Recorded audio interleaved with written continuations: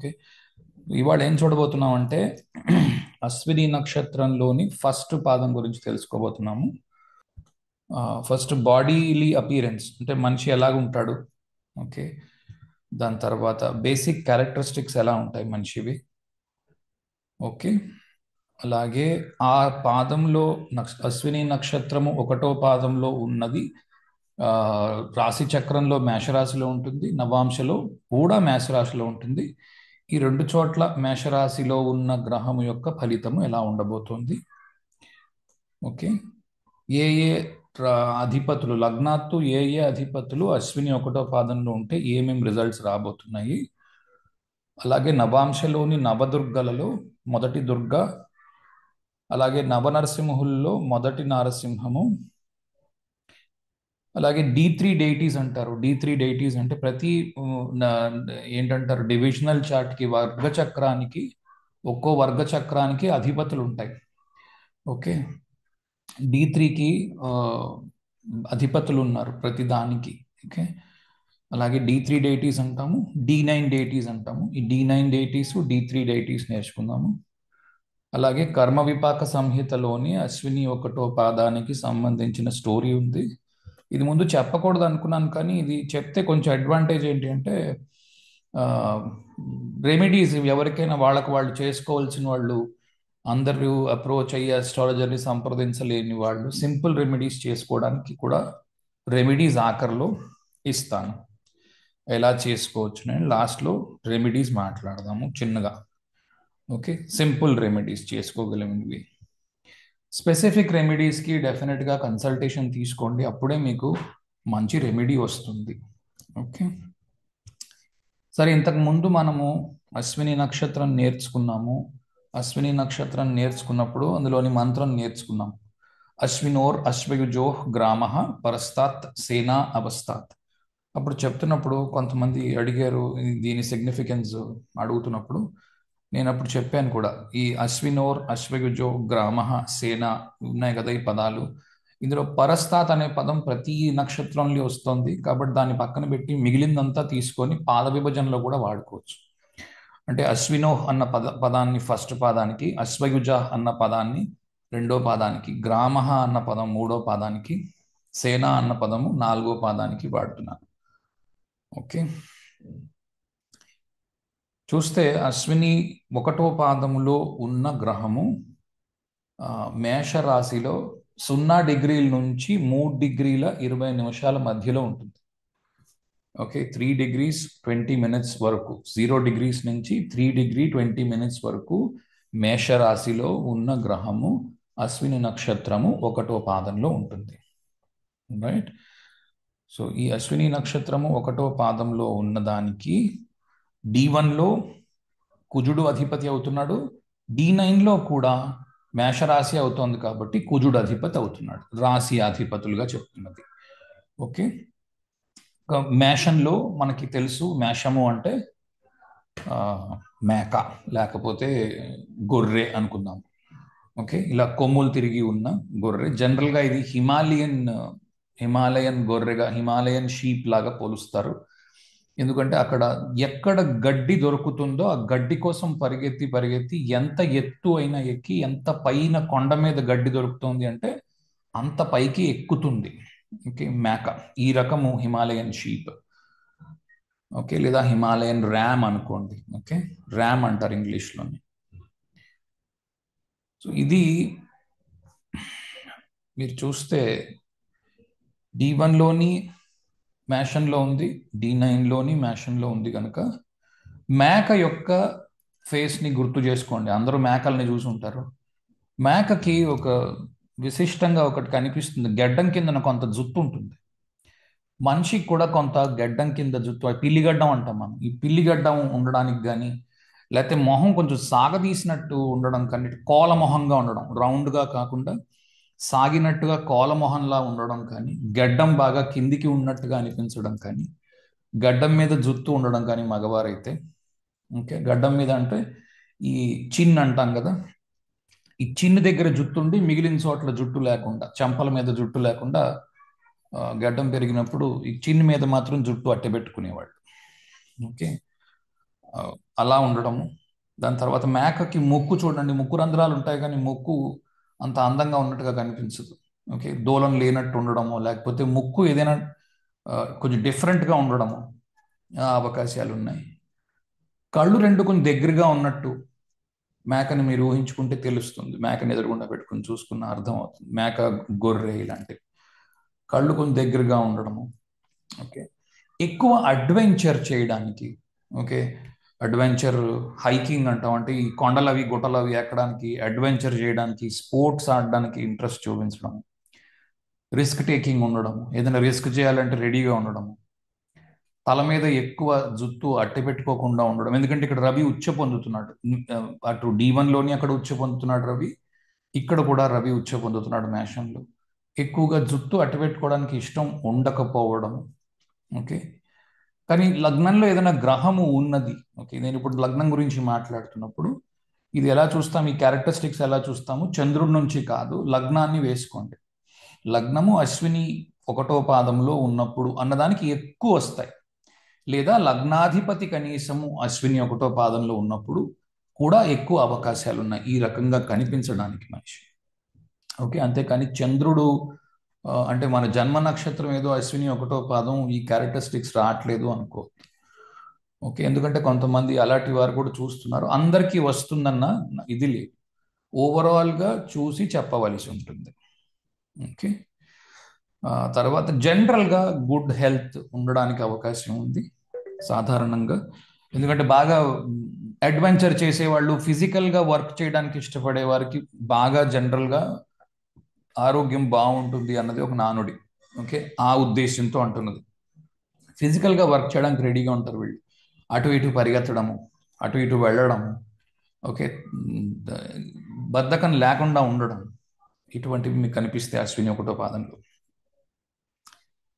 Right, ఒకవేళ గండాంతములు dominate చెయ్యకపోతే ఆయుష్ health చాలా బాగుంది. గండాంతములు ఎలా చూస్తున్నారు అని అంటే, చూసే పద్ధతి రకరకాలుగా రకరకాల మనుషులు చూస్తున్నారు. ఆ, లగ్నం చూడండి, లగ్నం స్ఫుట చూడండి, లగ్నాధిపతిని చూడండి, చంద్రుడిని చూడండి, రవిని చూడండి, అన్నీ 0 డిగ్రీల మీద 29 డిగ్రీల మీద ఉన్నాయనుకోండి, అప్పుడు ఒకటే లైఫ్లో డిసీజెస్ ఉన్నాయి, లేకపోతే లైఫ్లో చాలా ఎత్తుపల్లాలు ఉన్నాయి. ఓకే, డబ్బు బాగా సంపాదించడం, పోగొట్టుకోవడం ఉండొచ్చు, లేదా రోగాలను ఎక్కువ పోరాడుతూ ఉండొచ్చు. స్టేబుల్గా లేనట్టు గండాంతములు అంటే ఏం లేదు, స్టేబుల్గా లేదు లైఫ్ అన్నది చూపించవచ్చు, లేదా అనారోగ్యం ఉండవచ్చు, లేదా అపమృత్యు ఉండవచ్చు. ఓకే, వీటికి రెమెడీస్ చేయవలసి ఉంటుంది ఎప్పుడైతే పూర్తిగా అన్ని గండాంతంలో ఉన్నాయో. రవి గండాంతంలో, చంద్రుడు గండాంతంలో, లగ్నము గండాంతంలో, లగ్నాధిపతి గండాంతంలో, లగ్నాధిపతి డిస్పోజిటర్ గండాంతంలో. ఓకే, వీటిలో ఎక్కువ ఇప్పుడు చెప్పిన 5లో 3 లేక 4 ఉన్నాయి, ఖచ్చితంగా రెమెడీస్ చేయవలసి ఉంటుంది వాటికి. ఓకే, పొడుగాటి శరీరము. ఓకే, ఆజానుబాహుడు అంటారు కదా, చేతులు మోకాళ్ళకు తగిలే విధంగా ఉండే అవకాశం ఉంది, పొడుగ్గా ఉంటాడు మనిషి. ఓకే, కొద్దిగా వయస్సు మళ్ళీ కొద్దీ మనం నేర్చుకున్నది కూడా ఏం చూస్తారంటే, ఈ మనం పరాశర మహర్షి చెప్పిన శ్లోకాలు లాస్ట్ టైం చేశాం. ఈ రక్తవర్ణో బృహద్గాత్ర చతుష్పాద త్రివిక్రమ పూర్వవాసి నృపజ్ఞాతి శైలచారి రజోగుణి పృష్టోదయి పావకీచ మేషరాశి ఉజాధిప. ఇది మనం లాస్ట్ టైం నేర్చుకున్నాం. అందులోదే ఇక్కడ కూడా రాశాను, మీరు చూడండి. త్రివిక్రమ అంటే, త్రివిక్రముడు అంటే చూడండి, త్రివిక్రముడు అంటే పెరుగుతూ వచ్చిన వాడు అని. ఓకే, సో అక్కడ ఉన్నది పెరుగుతూ వస్తుంది. ఇప్పుడు ఈ మేషరాశిలో ఉన్నది పెరుగుతూ వస్తుంది, రజోగుణము కలిగినది. ఇది చాలా ఇంపార్టెంట్ పదం. ఈ మేషరాశిలో పడ్డది రజోగుణము కలిగినది అంటే డబ్బు సంపాదనకి, కీర్తి సంపాదన, కీర్తికాంక్ష, డబ్బుకాంక్ష ఎక్కువగా ఉండడం. ఓకే, పడ్డ గ్రహము దానికి ఉపయోగపడుతుంది, దాన్ని అంటే అర్ధ సంపాదనకు ఉపయోగించుకోవచ్చు, కీర్తికి ఉపయోగించుకోవచ్చు. ఓకే, అంటే అంతేకాని ఇక్కడ పడింది ఏదో చెడు ఉంది, అక్కడ పడింది ఏదో సూపర్ ఉంది, ఇలాంటివి పెట్టుకోకండి. దీనికి ట్యూన్లో మనిషి ఉంటే బాగున్నట్టు. ఇప్పుడు ఏదో సన్యాసి ఉన్నాడు, గ్రహాలన్నీ రజోగుణాల్లో ఉన్నాయి, ఏమిటి ఉపయోగం? అతను చేయాలనుకుంటుంది అంటే సన్యాసంలో ఉండాలి అని అంటే కపటంతో ఉండొచ్చు. బయటకు జనాలకి సన్యాసము, లోపలంతా వేరే వ్యవహారం నడుస్తుంది. రైట్, అలాగా ఉండవచ్చును. లేదా సన్యాసి అయినా సరే ఒకటి రెండు గ్రహాలు దీంట్లో ఉన్న సన్యాసి భోజనం చేయొద్దు, రైట్? సన్యాసం అంటే నా ఉద్దేశం ఏదో మఠాధిపతులు పీఠాధిపతులు అని కాదు.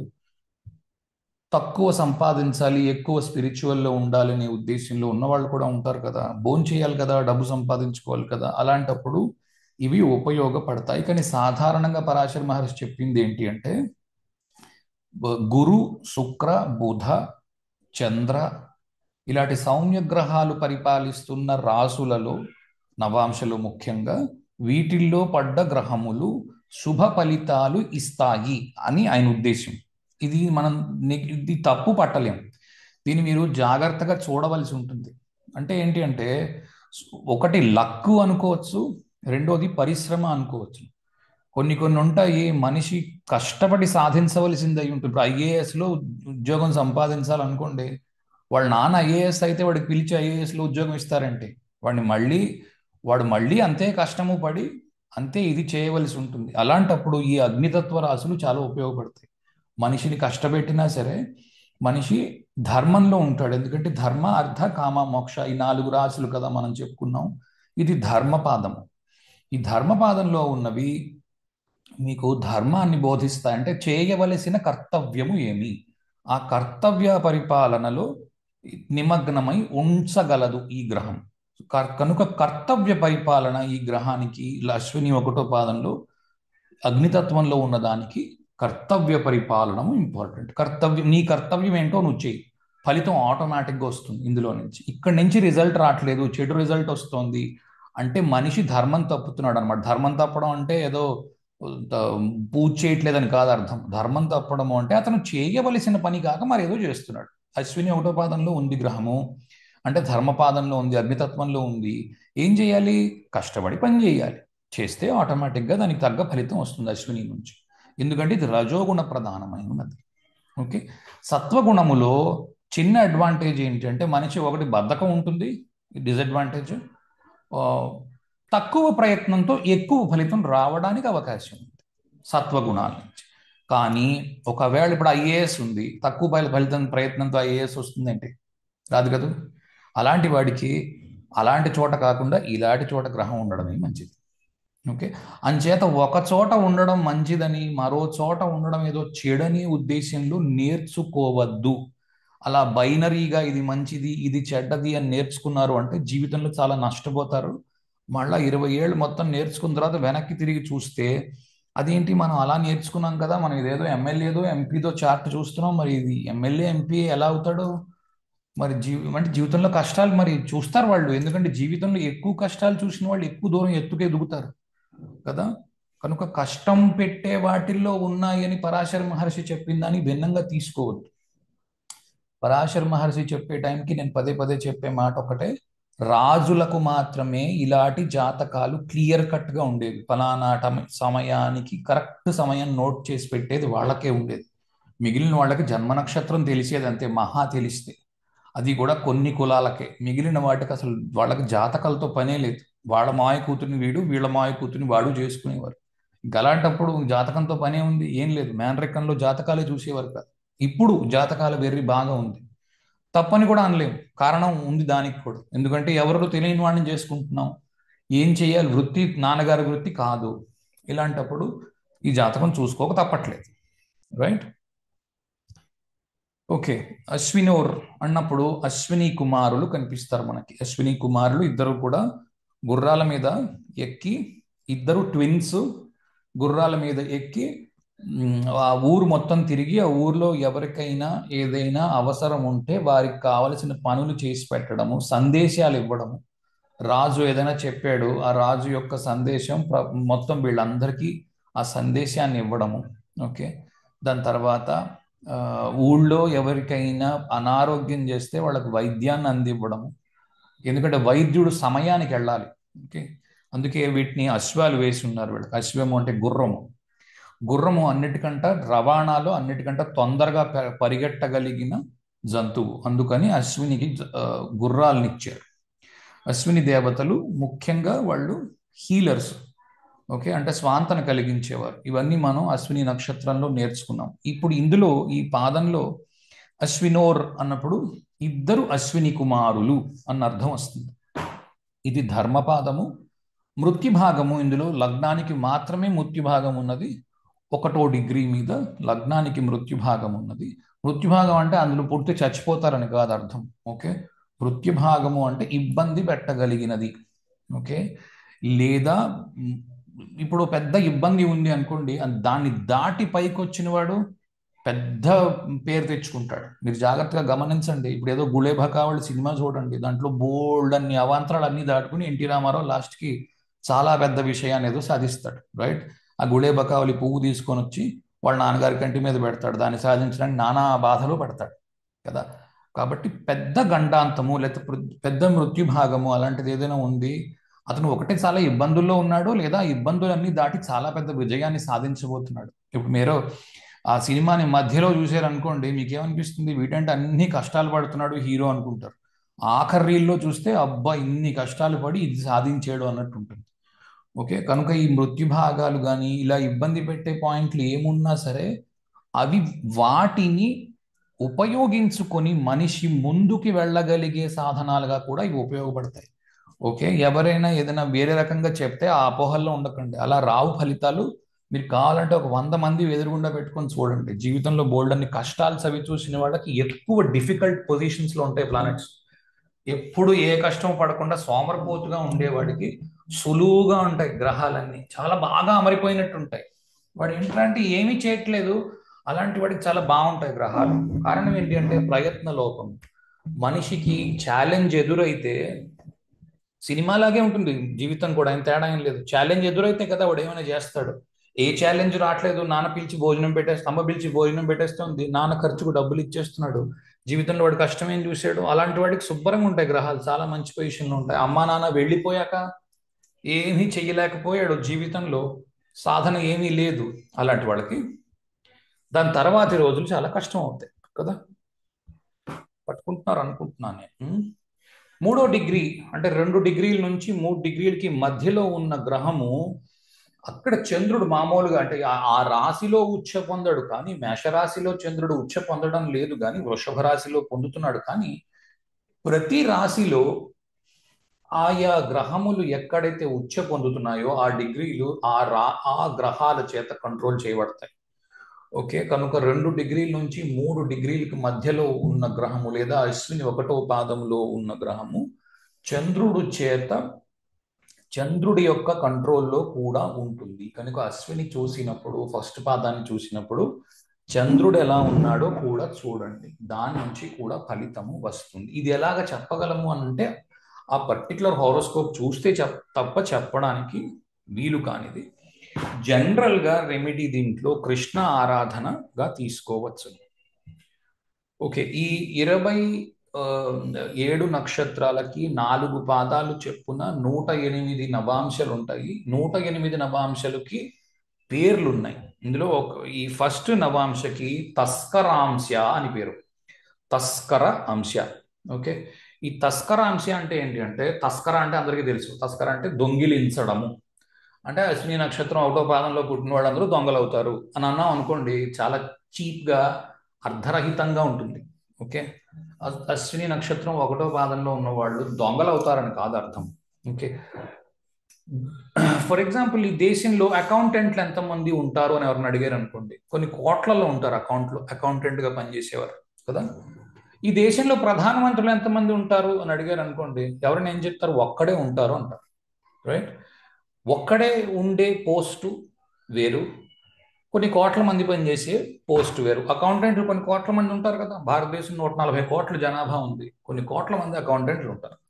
ప్రైమ్ మినిస్టర్ ఆఫ్ ఇండియా అలా కాదు, ఒక్కడే ఉంటాడు దేశం మొత్తానికి. తస్కర అన్నది ఎక్కడ ఉపయోగపడుతుంది అంటే, ఒకరి దగ్గర నుంచి పవర్ని లాక్కుని మరొకరు పొందగలగడానికి. ఇప్పుడు కరెంట్గా ఒక ఆయన ప్రైమ్ మినిస్టర్గా ఉన్నారు దేశానికి, రేపు మరొకరు అవుతారు, ఇవాళ కాకపోతే రేపు, ఎల్లుండి, లేకపోతే వచ్చే సంవత్సరం, మరో 10 ఏళ్లకు, మరో 15 ఏళ్లకు మరొకరు అవుతారు. ఆ పొజిషన్, ఇప్పుడు ఒక వ్యక్తి ఉన్నాడు, ఆ జన్మాంతం నేనండి ఇదే పొజిషన్లో జాయిన్ అయ్యానండి, ఇదే పొజిషన్లో రిటైర్ అయ్యానండి అనడానికి అవకాశం ఉంది. ఆ జన్మాంతం నేను ప్రధానమంత్రిగా ఈ దేశానికి, ముఖ్యంగా భారతదేశం లాంటి దేశానికి ఉండడానికి అవకాశం లేదు. డిక్టేటర్ నీ ఎంత కాదు కాబట్టి. రైట్. మారుతూ ఉండే పొజిషన్స్ ఏవైతే ఉంటాయో అంటే ఎమ్మెల్యేలు, ఎంపీలు, ప్రధాన మంత్రులు, ఇది ఎగ్జాంపుల్ ఇస్తున్నాను. ఇలాంటివి మీకు రకరకాల చోట్ల రకరకాల పొజిషన్స్ ఉంటాయి. వాటిలో తస్కరణ ఇంపార్టెంట్. ఎందుకంటే మనస్సు దోచుకోవడం, జనాల మనస్సును దోచుకోవడం కూడా తస్కరణే కదా. అలా పవర్ని, పొజిషన్ని తెప్పించగలవు. ఎందుకంటే మీరు చూస్తే మేషంలోని ఈ ఈ పాదంలో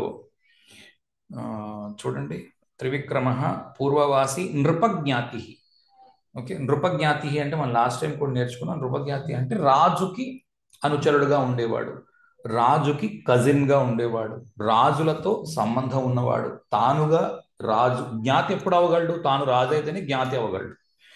రైట్. రాజు అంటే కులము అని కాదు అర్థము, డబ్ ఏమిటంటే రాజసాన్ని సంపాదించుకోగలిగిన వాడు, పొజిషన్ తెచ్చుకోగలిగిన వాడు. ఓకే, తస్కరాంశలో పవర్, పొజిషన్ అవి బాగా వస్తాయి. దొంగ కూడా కాగలడు. ఓకే, దొంగ కాగలడు. కానీ సాధారణ జనాలకి ఈ రోజుల్లో మనం చూసే 99.99 మందికి దొంగ అయ్యే అవకాశం లేదు. కాబట్టి ఇలాగా ఇప్పుడు ఫర్ ఎగ్జాంపుల్ ఆఫీస్లో మేనేజర్ పొజిషన్ ఉంది, ఒకటే పొజిషన్ ఉంది అనుకుందాం. ఆ పొజిషన్ కింద 50 మంది అసిస్టెంట్ మేనేజర్లు పనిచేస్తున్నారు.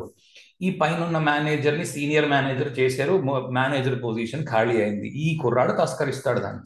రైట్. అలా ఎందుకు తీసుకోకూడదు? అలా కూడా తీసుకోవచ్చు. సరే, ఈ మనం అశ్విని నేర్చుకుంటున్నప్పుడు 2-3 విషయాలు నేర్చుకున్నాం. దీన్ని, ఈ అశ్వినిలో ఇద్దరు ఉన్నారు దేవతలు, దస్రా, నాసత్య అంటారు వీళ్ళని.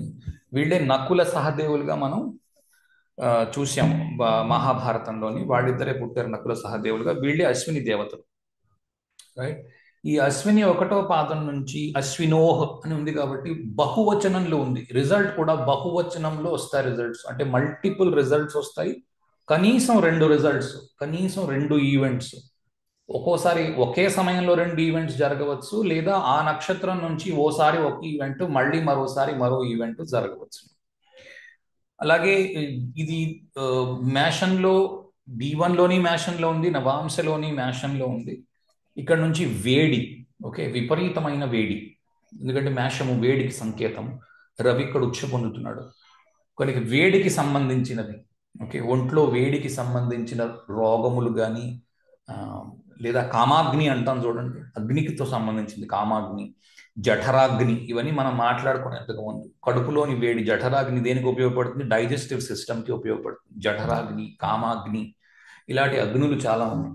ఓకే, తర్వాత ఫైర్ యాక్సిడెంట్స్కి లేదా యాక్సిడెంట్స్కి బేసికలీ, ఓకే, ఇవి కూడా కనిపిస్తాయి. యాక్సిడెంట్స్ ఎందుకు వస్తాయో మీకు కొద్దిసేపట్లో అర్థమవుతుంది. ఓకే, ఫీవర్, వేడి, ఎందుకంటే ఒంట్లో వేడి ఉష్ణానికి.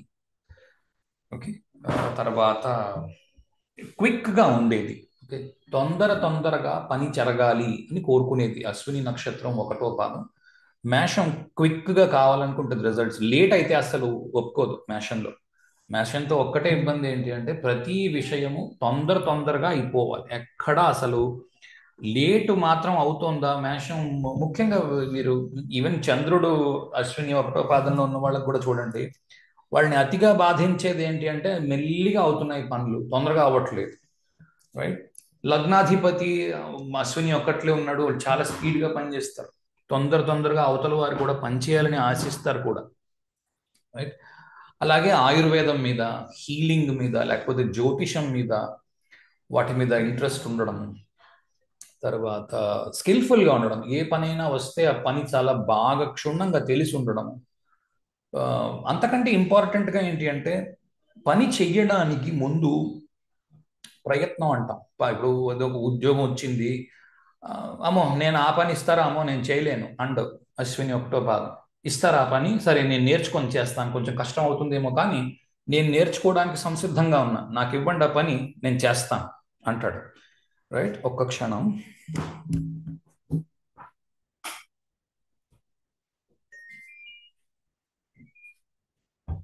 ఓకే, సో నేర్చుకోవడానికి ఏమాత్రము వెనకాడడు. సరే, రిజల్ట్స్ చూసేటప్పుడు నేను మీకు ఒక లాజిక్ ఎక్స్ప్లెయిన్ చేద్దాం అనుకుంటున్నాను. ఈ లాజిక్ మాత్రం కొంచెం జాగ్రత్తగా మీరు తెలుసుకుంటే ఎటువంటి గ్రహానికైనా రిజల్ట్ మీరు తెచ్చుకోవచ్చు. మోస్ట్లీ ఇంకొక 5-6 క్లాసెస్ మీరు గట్టిగా విన్నారు అంటే నవాంశలోని రిజల్ట్ ఎలా తెచ్చుకోవాలి, ఎలా తెలుసుకోవాలి అన్నది మీరు తెలుసుకోవడానికి అవకాశం బాగా ఉంటుంది. ఓకే, ఫస్ట్ ఏరీస్లోని మేషాన్ని లగ్నంగా తీసుకోండి. అశ్విని నక్షత్రం కదా ఇది. అశ్వినిలోని D1లో అశ్వినిలో ఉన్న గ్రహము D1లో ఎక్కడ ఉంటుందో చూడండి. అశ్వినిలో ఉన్న గ్రహం, మనం అశ్విని 1వ పాదం రిజల్ట్ తెలుసుకోవాలనుకుంటున్నాం కాబట్టి అశ్విని ముందు D1లో ఎక్కడి నుంచి బయలుదేరుతోందో చూడాలి. బయలుదేరుతున్న చోటు మేషంలో బయలుదేరుతుంది. అశ్వినిలోని 1వ పాదమైనా, 2వ పాదమైనా, 3వ పాదమైనా, 4వ పాదమైనా D1లో మేషంలోనే ఉంటుంది. ఏమేమి ఉంటాయి మేషంలో? అశ్విని 4 పాదాలు, భరణి 4 పాదాలు, కృత్తిక 1వ పాదము, మొత్తం 9 పాదాలు మేషంలో D1లో ఉంటాయి. వాటి యొక్క గ్రహాల్ని ముందు చూడండి, వాటి యొక్క అధిపతుల్ని ముందు చూడండి. అక్కడ లగ్నాన్ని వేసుకుంటే లగ్న అష్టమాధిపతి కుజుడు అవుతున్నాడు. ఓకే, ద్వితీయ సప్తమాధిపతి శుక్రుడు అవుతున్నాడు. ఈ శుక్రుడు ఏం చూపిస్తాడు?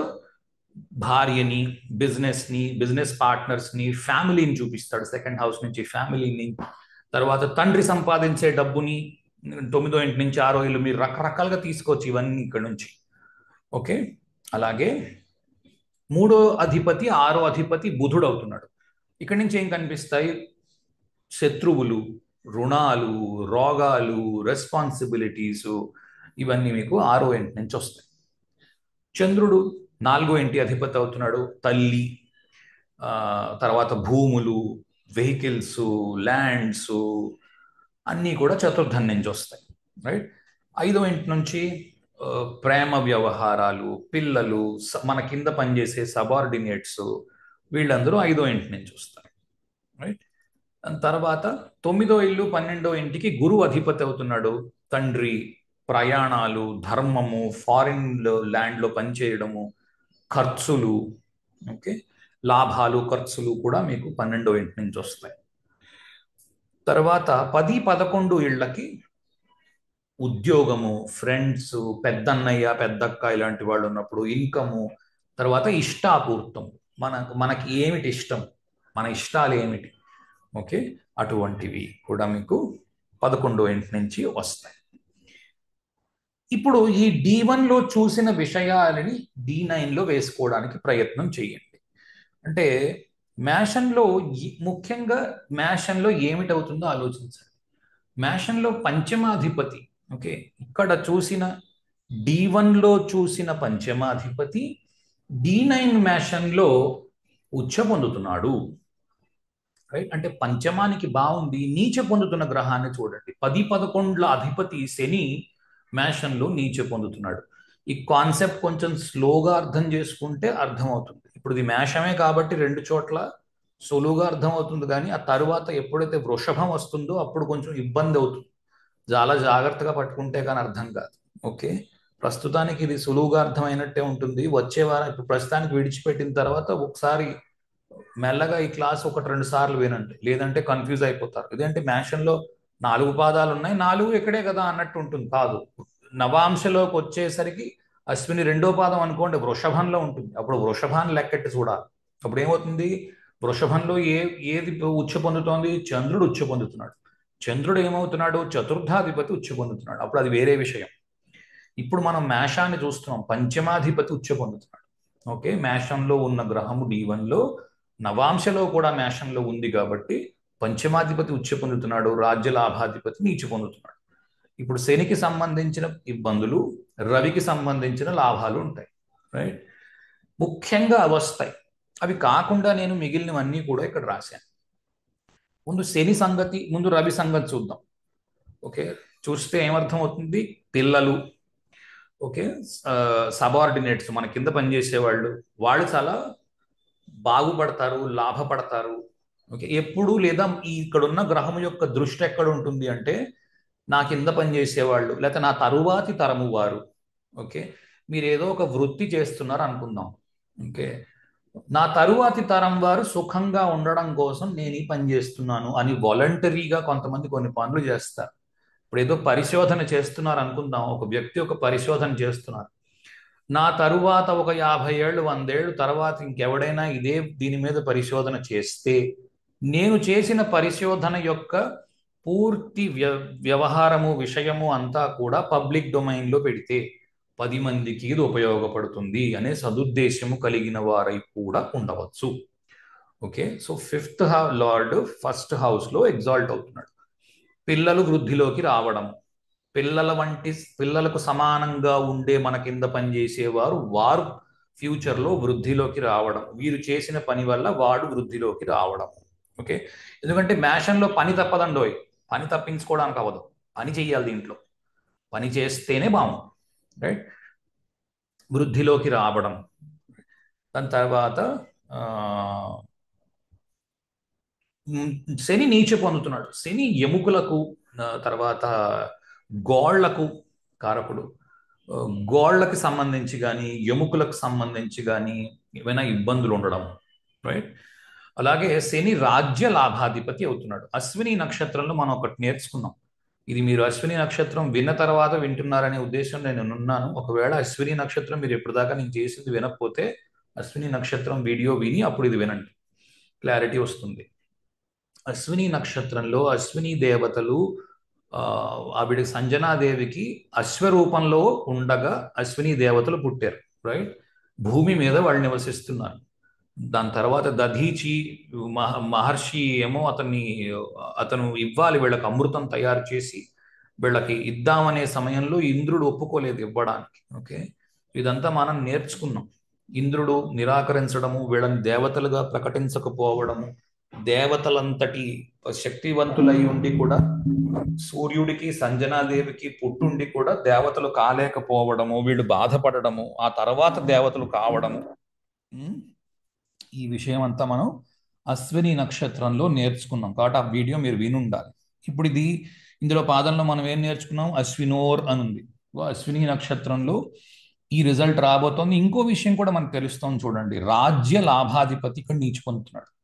కనుక నాకు ఉద్యోగం వచ్చేసింది అని సంకల్గుద్దుకునే లోపు ఉద్యోగం లెటర్ లాస్ట్ మినిట్లో క్యాన్సిల్ అయిపోవడం, అశ్విని ఫస్ట్ పాదం.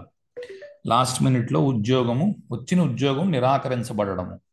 ఒకసారి చూడండి, అపాయింట్మెంట్ లెటర్ ఇస్తారు, ఒక 20 రోజులు, ఒక 3 నెలలు పోయాక జాయిన్ అవ్వండి అంటారు. ముఖ్యంగా క్యాంపస్ ఇంటర్వ్యూలోని వాటిల్లోని చూస్తే తెలుస్తుంది. డిసెంబర్లో ఇచ్చేస్తారు అపాయింట్మెంట్ లెటర్, జూన్లో జాయిన్ అవ్వండి అంటారు. మేలో మళ్ళీ మరో మెయిల్ వచ్చింది, ఈ సంవత్సరం మేము ఎవరిని రిక్రూట్ చేయట్లేదు, మీ అపాయింట్మెంట్ లెటర్స్ అన్ని క్యాన్సిల్ కాబడ్డాయి. ఓకే, ఇలాంటి ఉత్తరం లెటర్ ఏదో రావడం. 10th హౌస్కి సంబంధించి 10-11 హౌసెస్ లార్డు శని అవుతున్నాడు. 10-11 పాలించే శని ఇక్కడ నీచి పొందుతున్నాడు. కాబట్టి ఇది 2 సార్లు జరగడం. ఓకే, ఇది ఎంత బలంగా ఉంటే అంత గట్టిగా కనిపించడం. ముఖ్యంగా 10వ ఇంటి అధిపతి కూడా ఇక్కడ ఉన్నాడు, ఇది 2 సార్లు జరుగుతుంది. లేదా పెద్ద సంస్కారం ఇప్పుడు ఏదో మిమ్మల్ని గజారోహణం చేస్తామండి అని పిలిచి ఆ గజారోహణం ఆఖరి నిమిషంలో క్యాన్సిల్ కాబడడం. ఓకే, అబ్బాయి మీకు కాదండి, మీ పేరుతోనే ఇంకొక వ్యక్తి ఉన్నారండి, ఆయనకి చేయబోయి కాల్ మీకు చేసామండి, వెరీ వెరీ సారీ, మరోసారి ఇస్తాంలేండి మీకు అని చెప్పేయడము. ఓకే, ఇలాంటివి మీకు అశ్విని నక్షత్రం 1వ పాదంలో కనిపిస్తాయి ఎక్కువగా. అందుకే మీరు అశ్విని నక్షత్రం ఒకవేళ కొన్ని చోట్ల మీరు ఎంతమంది చూసారో నాకు తెలీదు, 10వ ఇంటికి కనెక్ట్ అయి ఉండి అశ్విని 3వ పాదానికో లేకపోతే 4వ పాదానికో ఉంటే ఒక్కోసారి రావట్లేదు ఆ రిజల్ట్. ఇప్పుడు ఏదైతే మనం మాట్లాడుకున్నామో అశ్విని నక్షత్రంలో జాబ్ వచ్చి వెళ్ళిపోవడం అన్నది 1వ పాదంలో మాత్రమే ఎక్కువగా కనిపిస్తోంది. ఇంకోటి ఏంటి అంటే వర్గోత్తమంలో ఉంటుంది. మేషంలో ఉన్న D1లో ఉన్న గ్రహము మళ్ళీ D9లో వర్గోత్తమంలో ఉంటుంది. దీన్ని కూడా కొంతమంది ఏదో సంకల్పం గుద్దేసుకుని ఓహోహో వర్గోత్తమంలో ఉంది సూపర్, ఓహోహో బంపరు, అలాంటి పిచ్చి పనులు ఏం చేయకండి, అలా రావు రిజల్ట్స్.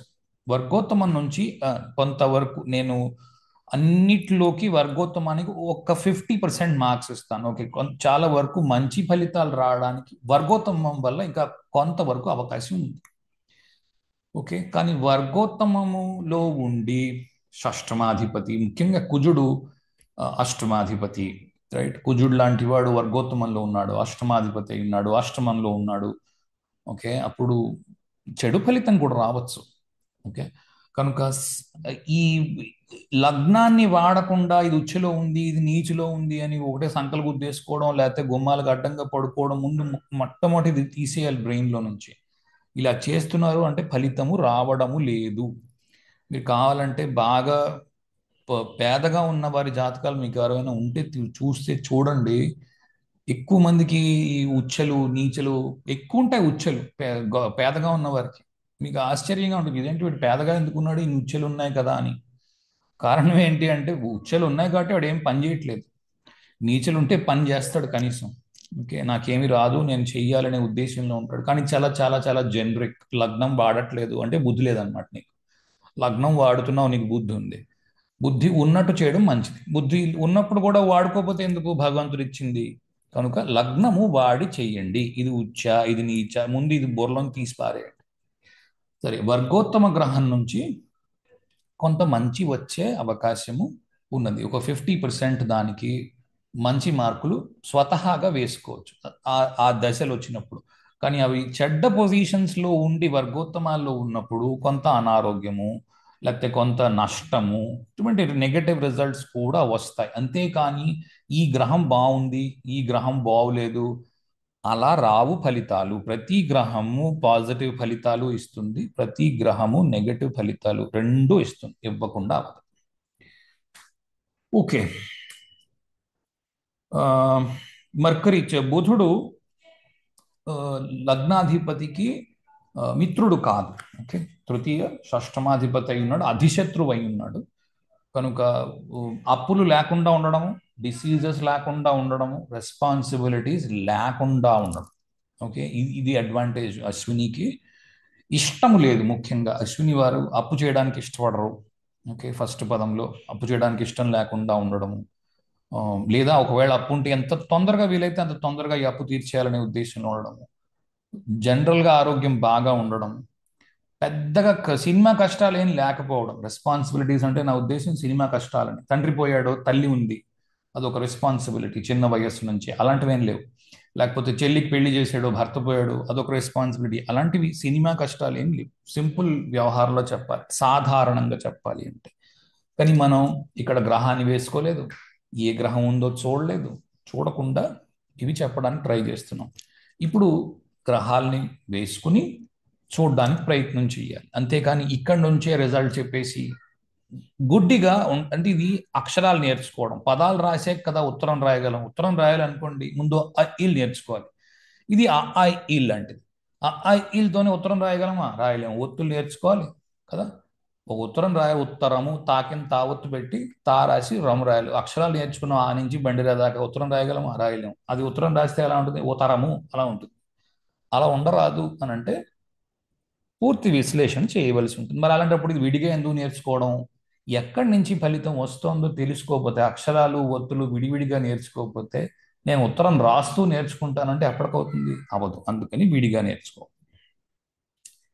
సరే, అశ్విని 1వ పాదంలో ఒక్కో అధిపతి ఉంటే ఏమేమి ఫలితాలు రావచ్చు? ఇది అశ్విని నక్షత్రములోని ఫలితాలని బట్టి, అశ్విని నక్షత్రం 1వ పాదంలో ఇప్పుడు పైన చెప్పిన దాన్ని బట్టి కొంత తీయడానికి నేను ప్రయత్నం చేశాను. అశ్విని ముఖ్యంగా అశ్విని మీరు వేదిక సమయాన్ని చూడండి. ఎప్పుడైతే మనం ఈ రోజుల్లో పూజ చేస్తున్న దేవుళ్ళు కాకుండా వేదిక టైంలో ఉన్న దేవుళ్ళని జాగ్రత్తగా చూస్తే 33 మంది వేదిక దేవుళ్ళు ఉండేవారు. వాళ్ళని ఇప్పుడు మనం 33 కోట్ల దేవతలు అని అంటున్నాం కదా. ఆ 33 కోట్ల దేవతలు నిజానికి 33 మంది ఉన్నారు. అందులో మొదటి వారు అశ్విని కుమారులు. మొదలు పెట్టాలి అంటే అశ్విని కుమారుల దగ్గర నుంచే మొదలెడతారు. రైట్, అశ్విని కుమారులు ఇద్దరు అంతటి కీర్తిమంతులు. పోనీ మొదలు పెట్టడం లేదండి, కొందరు అంటారు లేదు ద్వాదశాదశులు దేని నుంచి మొదలు పెడుతున్నారు, నువ్వు తప్పు చెప్తున్నావు అంటారు. పోనీ అలాగే అనుకో. 33 దేవతలు ఉన్నారు. ఇంత కోట్ల మంది మనుషుల్లో 33 అయ్యారు దేవతలు. వాళ్ళల్లో అశ్విని దేవతలు ఒకళ్ళు అయ్యారు కదా. కాబట్టి అది కాక అశ్విని నక్షత్రం మొట్టమొదటి నక్షత్రంగా పరిగణింపబడుతోంది కదా. కనుక ఫస్ట్ లార్డ్ అంటే లగ్నాధిపతి అశ్విని నక్షత్రం 1వ పాదంలో ఉంటే పేరుకి, ప్రతిష్టకి, ఓకే, ధర్మ పరిపాలనకి, అంటే పూజ చేయడం కాదు. దయచేసి ఎవరు ఇది ఏదో ధర్మము అంటే ఈ రోజులు ఎలా తయారైందంటే మా వాడండి ధర్మం పాటించడు అన్నారు ఎవరో ఒక ఆయన. అంటే ఏం చేయడు అంటే పూజ చేయడు. ఇది ధర్మం పాటించడం అంటే పూజకి ధర్మానికి సంబంధం లేదు. ఇది ఒకటి బుర్రలోకి తీసేయండి. ధర్మము అంటే పూజ కాదు. ధర్మము అంటే దానం చేయడం అంతకన్నా కాదు. ధర్మము అంటే చేయవలసిన సమయానికి చేయవలసిన పనిని చెయ్యడము, కర్తవ్య నిర్వహణ. ఓకే, ఇది ధర్మం అంటే. ఈసారి నుంచి ఎక్కడైనా ధర్మ అన్న పేరు వచ్చింది అంటే అలాంటివి పెట్టుకోకుండా ఇలాగ ఆలోచించండి, సులువుగా ఉంటుంది. ఓకే, పేరు, ప్రతిష్ట, చేయవలసిన కర్తవ్యము ఇవి పెరుగుతాయి. ఓకే, చేయవలసిన సమయానికి చేయవలసిన పని చెయ్యడానికి ఇష్టపడడము. ఓకే, ఫోకస్డ్గా ఉండడము. మ్, బాగా పేరు ప్రతిష్ట సంపాదించడం. ఇందులో నేను రెండు ఎగ్జాంపుల్స్ ఇస్తాను. ఒక కుర్రాడు ఉన్నాడు, ఒక ఒక 7వ క్లాసు 5వ క్లాసు చదువుతున్న కుర్రాడు ఉన్నాడు అనుకుందాం. ఓకే, స్కూల్కి వెళ్తున్నాడు అనుకుందాం. స్కూల్కి వెళ్తున్న కుర్రాడికి పేరు వచ్చింది అనుకుందాం. పేరు రెండు రకాలుగా వస్తుంది ఎప్పుడైనా. మీ వాడు క్లాస్లో అన్ని ఫస్ట్ మార్కులు వస్తున్నాయండి అని ఓ రకమైన పేరు. మీ వాడు పక్క పిల్లాడిని కొడుతున్నాడు అని ఓ రకమైన పేరు. రెండు పేర్లే. మీ క్లాస్లో వీళ్ళిద్దరూ నోటెడ్గా ఉంటారు, ఒరే వాడి దగ్గరికి వెళ్ళక వాడు చితక్కొడేస్తాడు అని ఒకటి.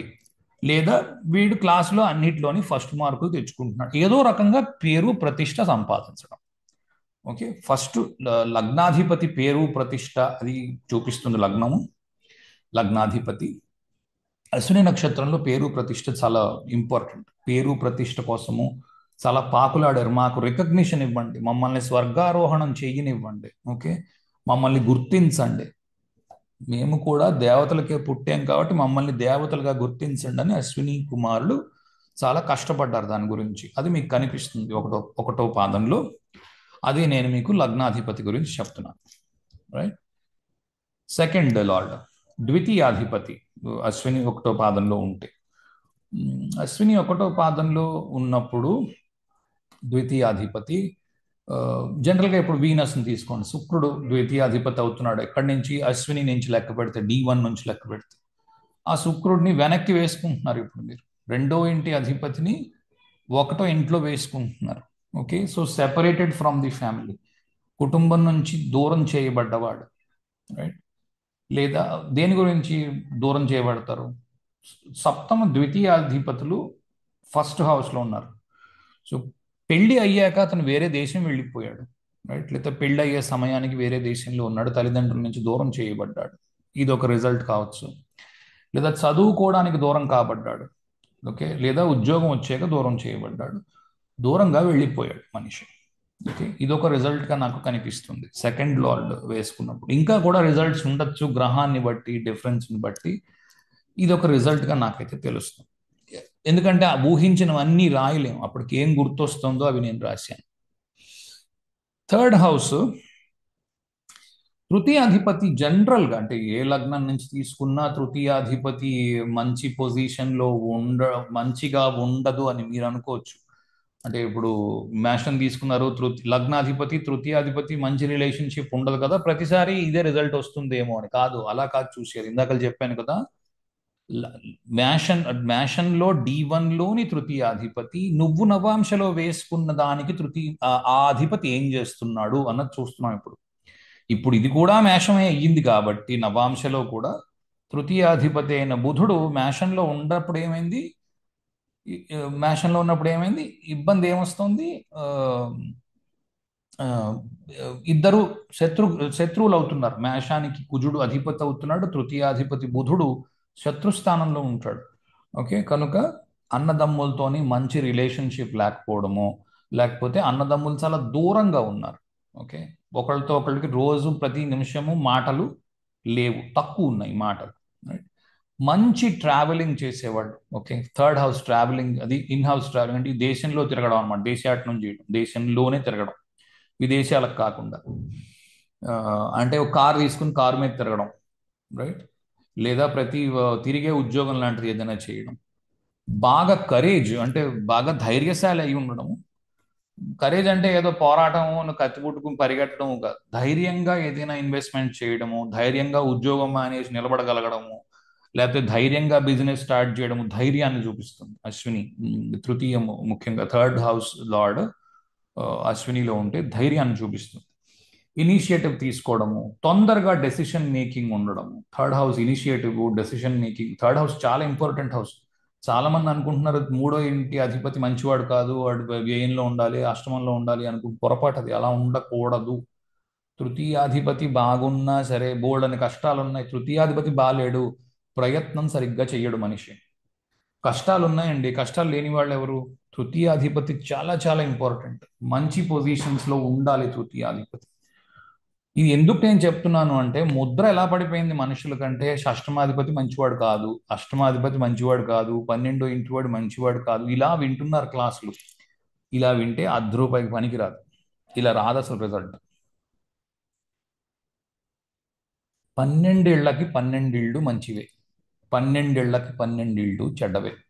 ఓకే, ఎక్కడి నుంచైనా చెడు ఫలితం రావచ్చు, ఎక్కడి నుంచైనా మంచి ఫలితం రావచ్చు. ఇదైతే క్లియర్గా గుర్తుపెట్టుకోండి, ఇలా రావు ఫలితాలు. ఓకే, చతుర్థాధిపతి. ఓకే, ఆ, ఓకే, ఇప్పుడు చూడండి, ఈ నవాంశలోని లగ్న అధిపతి ఎవరో తీసుకోండి. నవాంశలో లగ్నాధిపతి ఎవరు? ఇప్పుడు కుజుడు. ఈ నవాంశలోని లగ్నాధిపతి D1లో ఎక్కడ నీచ పొందుతున్నాడో చూడండి. ఎక్కడ నీచ పొందుతున్నాడు? చతుర్థంలో. ఓకే, ఫోర్త్ హౌస్లో నవాంశలోని లగ్నాధిపతి చతుర్థంలో నీచ పొందుతున్నాడు. సో ఇబ్బందులు ఎక్కడి నుంచి వస్తాయి? D1లో అశ్విని 1వ పాదానికి ఫోర్త్ హౌస్ నుంచి ఇబ్బందులు వస్తాయి. ఓకే, అలాగే చంద్రుడు కుజుడిని తీసుకోండి.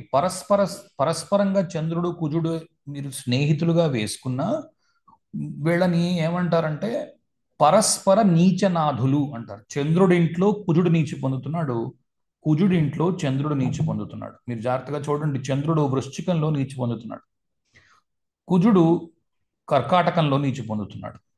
ఇద్దరు పరస్పరం ఒకరికొకరు నీచనాథులు. వీళ్ళని ఉచ్చనాథులు, నీచనాథులు అని అంటారు. అలాగే కుజుడు ఇప్పుడు నవాంశలోని లగ్నాధిపతి అయిన కుజుడు D1లోని 10వ ఇంట్లో ఉచ్చ పొందుతున్నాడు. కానీ 10వ ఇంటి అధిపతి నవాంశలోని నీచ పొందుతున్నాడు. పరస్పరము ఇక్కడ విరుద్ధంగా ఉంది. ఒకటేమో కుజుడేమో ఉచ్చ పొందుతున్నాడు, శని ఏమో నీచ పొందుతున్నాడు. ఓకే, కనుక అచీవ్మెంట్ ఉంది, శని వలన డిలే ఉంది. ఓకే, జాగ్రత్తగా పట్టుకుంటున్నారో లేదో కానీ ఇది 2-3 సార్లు వింటే కానీ అర్థం కాదు, లేదా కనీసం అశ్వినిలో 4 పాదాలు పూర్తిగా వింటే కానీ అర్థం కాదు. Okay, so fourth lord first దీంట్లో ఉంటే, ఫోర్త్ లార్డ్ అశ్విని 1వ పాదంలో ఉంటే కంఫర్ట్స్ ఉండడము. ఓకే, కానీ కంఫర్ట్స్ అంటే ఇష్టపడకపోవడం, ఖాళీగా కూర్చోవడానికి ఇబ్బంది ఉండడము. ఓకే, తర్వాత తల్లికి ఏదైనా అనారోగ్యం ఉండడము, లేదా తల్లితో రిలేషన్షిప్ బాగోకపోవడము.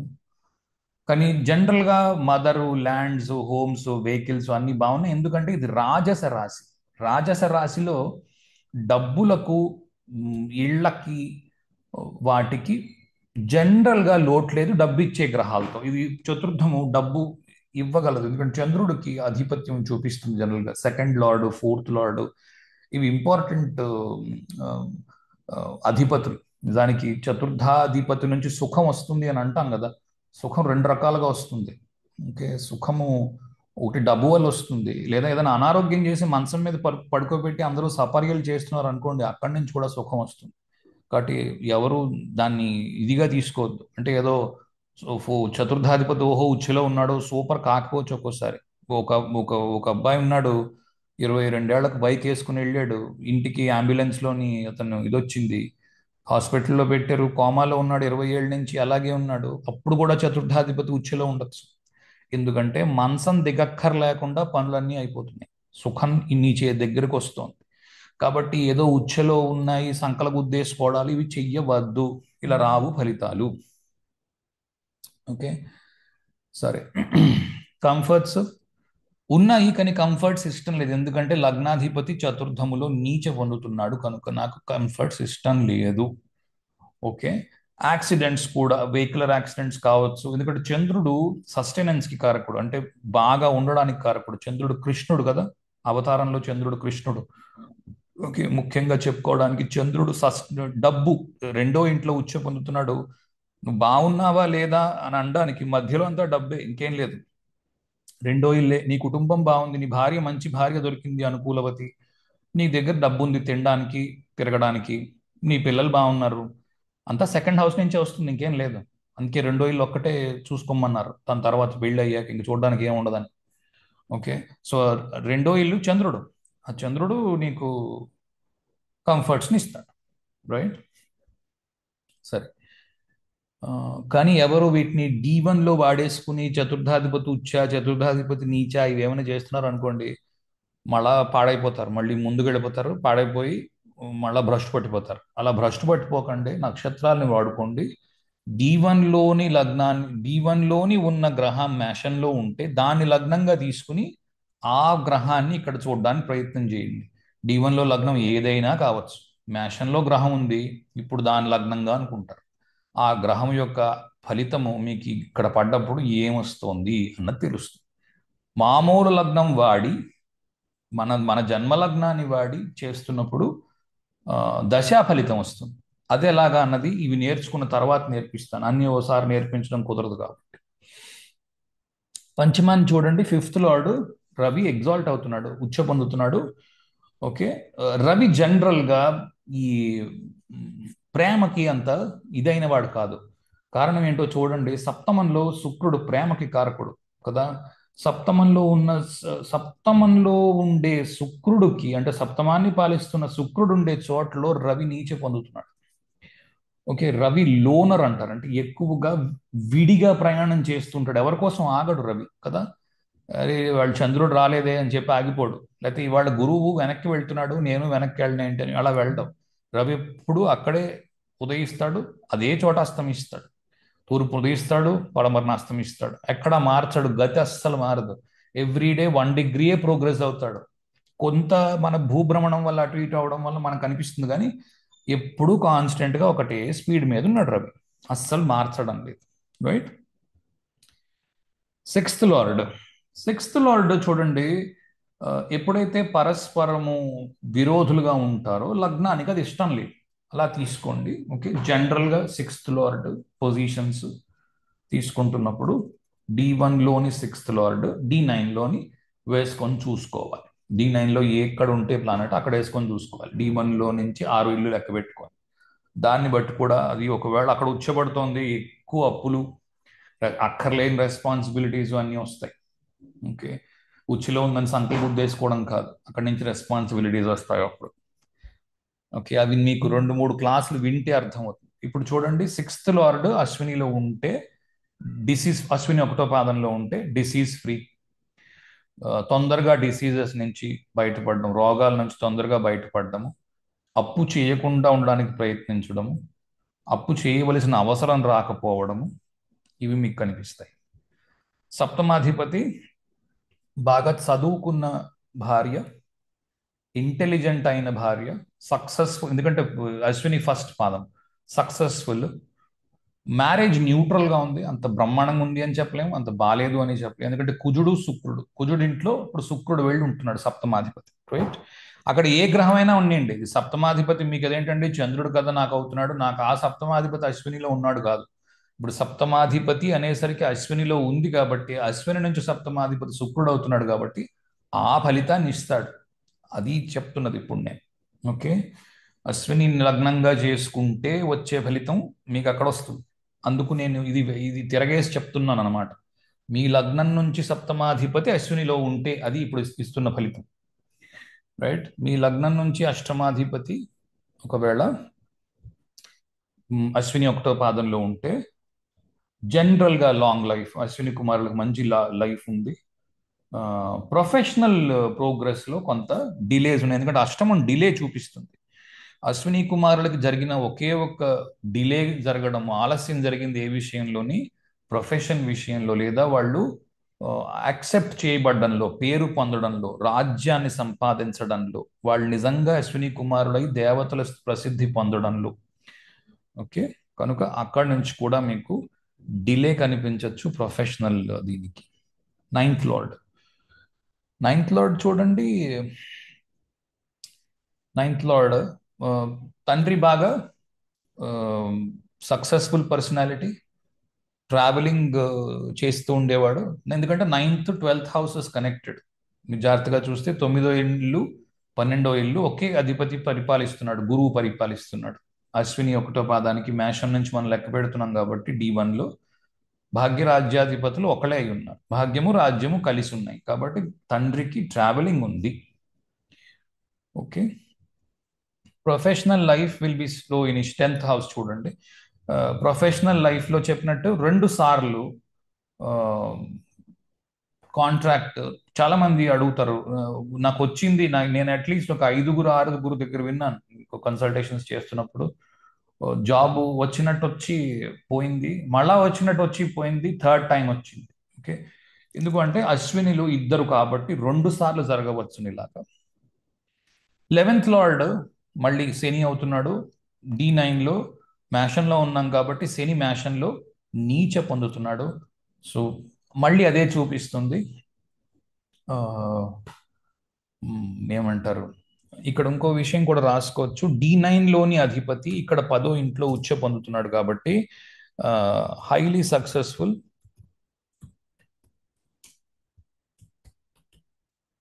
But success delayed.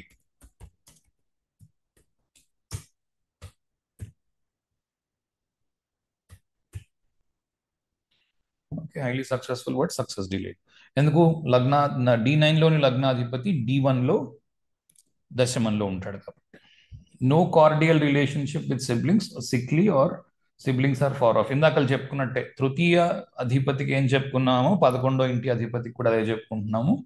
అన్నలు కానీ ఫ్రెండ్స్ కానీ దూరంగా ఉన్నారు, లేకపోతే రోగగ్రస్తులై ఉన్నారు, లేకపోతే మంచి రిలేషన్షిప్ అన్నదమ్ములతో లేదు. రైట్. 12వ ఇంటి అధిపతి డబ్బుల గురించి చాలా కేర్ఫుల్గా ఉన్న వ్యక్తి, పెద్దగా సీక్రెట్ ఎనిమీస్ లేని వ్యక్తి. ఓకే, ఈ రెండు మీరు చూడొచ్చు. ఎందుకు సీక్రెట్ ఎనిమీస్ పెద్దగా లేరు అని అంటే గురువు అవుతున్నాడు కాబట్టి 12వ ఇంటి అధిపతి. Okay, okay. ఇంతకు ముందు నేను ఈ కాన్సెప్ట్ చేశాను. శుభమాలోక నేను ఒక ఆయన చేశాడని చెప్పాను, నవదుర్గల గురించి, శైలపుత్రి గురించి. పాత వాళ్ళు విన్న వాళ్ళు ఉంటారు, వినని వాళ్ళ గురించి జస్ట్ ఒక బ్రీఫ్ డిస్క్రిప్షన్ ఇస్తాను. 9 నవాంశాలు ఉన్నాయి కదా, ప్రతి రాశిలో 9 నవాంశాలు ఉన్నాయి. 9 నవాంశాలకి 9 దుర్గలు ఉన్నారు. నవదుర్గలు అంటాం మనం. దుర్గాదేవిని పూజిస్తున్నప్పుడు విజయదశమిలో కూడా విజయవాడలో చూసామంటే ఆవిడని అలా అలంకరిస్తారు. అందులో ఫస్ట్ అలంకారము శైలపుత్రి. వీటికి మంత్రాలు ఉన్నాయి, వీటికి శ్లోకాలు ఉన్నాయి. వందే వాంఛిత లాభాయ చంద్రార్ధ కృతశేఖరాం వృషారూఢాం శూలధరాం శైలపుత్రీం యశస్విని. ఒకటి, ఇది రెమెడీగా పనిచేస్తుంది. అశ్విని నక్షత్రము 1వ పాదంలో గ్రహము ఉండి ఆ దశ నడుస్తున్న వారికి కావచ్చు, అశ్విని నక్షత్రం 1వ పాదంలో చంద్రుడు ఉన్న వాళ్ళకి కావచ్చు, లగ్నం ఉన్నవారు కావచ్చు, ఈ మంత్రం చేయవచ్చు. ఎవ్రీడే చేయొచ్చు ఇది. ఓకే, ఒక నియమం పెట్టుకుని ఎవ్రీడే ఈ మంత్రాన్ని చదివే వాళ్ళు కూడా ఇది మంచిది. వందే వాంఛిత, దీంట్లో నుంచి కూడా రిజల్ట్ తీసుకోవచ్చును. వందే వాంఛిత లాభాయ, జాగ్రత్తగా చూడండి, కావలసిన లాభాన్ని తెచ్చుకోగలిగినది. ఓకే, ఫస్ట్ పాదంలో ఉన్నది కావలసిన దానిని సాధించగలదు. ఫస్ట్ పాదంలో ఉన్నది ఎప్పుడూ కూడా ఎక్కడైతే ఆ, ఏమంటారు, ఆ చరరాశిలో ఉంటుంది ఈ ఫస్ట్ పాదం. ఎక్కడ ఈ 9 పాదములలో ఫస్ట్ పాదము ఎప్పుడు చరరాశిలో పడుతుంది. ఆ చరరాశిలో పడ్డ దానికి వస్తున్న ఫలితము ఇది. రైట్. ఈ ఫలితం ఏమొస్తుంది? వందే వాంఛిత లాభాయ, కావలసిన దానిని తెచ్చుకోగలిగినది. చంద్రార్ధ కృతశేఖరాం, తల మీద నెలవంకను ధరించినది. వృషారూఢాం, వృషభము అన్న కూడా డబ్బు. ఓకే, డబ్బు సంపాదనకి చాలా బాగుంది. శూలధరాం అంటే డిస్ట్రక్షన్, దేనైనా చంపాలి, నాశనం చెయ్యాలి, దానికి రెడీగా ఉంటుంది.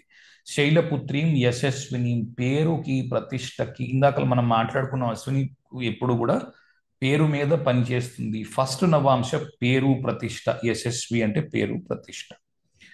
అలాగే నాకు అనిపించింది నవనారసింహుల్ని ఎందుకు వాడుకోకూడదని. ఇందులోని జ్వాలా నరసింహ ఉంది నవనారసింహుల్లో, ఇది కూడా మీరు తీసుకుంటే ఇంచుమించుగా అదే అర్థం వస్తుంది మీకు. ఓకే, హిరణ్యస్తంభ సంభూతే ప్రఖ్యాత పరమాత్మనే ప్రహ్లాదార్తిమూషే జ్వాలా నరసింహాయ మంగళం. ఓకే, ఇది కూడా చేయొచ్చు. ఓకే, జనరల్గా అశ్విని నక్షత్రం ఫస్ట్ పాదంలో పర్వాల లేదు అనిపించే కుటుంబంలో పుట్టి ఉండడము, ఎప్పుడు పేరు కోసము ప్రతిష్ట కోసము పని చేయడము, సహాయం చేయడం కోసం పని చేయడము, డబ్బు మెల్లమెల్లగా పెరుక్కుంటూ వెళ్ళడము, రైట్, సబార్డినేట్స్కి హెల్ప్ చేయడము, ధర్మాన్ని కర్తవ్యాన్ని పరిపాలన చెయ్యడము, ఇవి ఇవి ఉంటాయి అన్నది ఒక ఫలితము. ఇవి లేవు అంటే ఇవే రెమెడీస్గా కూడా పనికొస్తాయి. ఇప్పుడు ధర్మ పాలన చేయట్లేదు, కర్తవ్య పాలన చేయట్లేదు అన్నప్పుడే మీకు అశ్విని 1వ పాదం నుంచి నెగటివ్ రిజల్ట్ వస్తుంది. సో వాళ్ళకి చెప్పవలసింది ఏంటి అంటే, ఒరే బాబు, ముందు నీ ధర్మం నువ్వు చెయ్యి. నువ్వు చెయ్యవలసింది వదిలేసి నాకు రిజల్ట్ రాలేదు అని అనడానికి వీలు లేదు. రాజ్యాధిపతి ఇక్కడ నీచ పొందుతున్నాడు కాబట్టి ప్రయత్నము డబల్ ట్రిపుల్ ప్రయత్నం చెయ్యాలి. ఓకే, చాలా గట్టి ప్రయత్నం చెయ్యాలి. చేస్తే తప్ప సులువుగా రిజల్ట్ రాదు. ఇది మీరు చెప్పవలసి ఉంటుంది. అశ్విని 1వ పాదం నుంచి బాగా ప్రయత్నం చేస్తే చాలా కాలం తర్వాత పేరు వస్తుంది. ఓకే, శని లేట్ చేస్తున్నాడు కాబట్టి రిజల్ట్ని. ఓకే, అలాగే D3 డైటీస్ అని అంటాము. మీ డైటీస్ తెలుసుకోవాలి అని అనుకుంటే చార్ట్ చూస్తున్నారు అనుకోండి, ఏ చార్ట్ చూస్తున్నా సరే హౌసెస్ చూడండి. హౌసెస్ కాదు, అంశ రూలర్స్ అని ఉంటుంది. ఈ కీ ఇన్ఫోలోనే ఈ అంశ రూలర్స్ చూడండి. అంశ రూలర్స్ చూస్తే ఇక్కడ రైట్ క్లిక్ చేస్తే నవాంశ రూలర్స్, అంశ రూలర్స్ అంటారు వీళ్ళని. D3 రూలర్స్ ప్రతి చార్ట్కి మీరు చెక్ చేసుకోవచ్చు. చెక్ చేసుకుని D3 అంటే ఇది ద్రేకాణం, రైట్. ఈ ద్రేకాణంలో ముందు 30 డిగ్రీలు ఉంది ఒక రాశికి.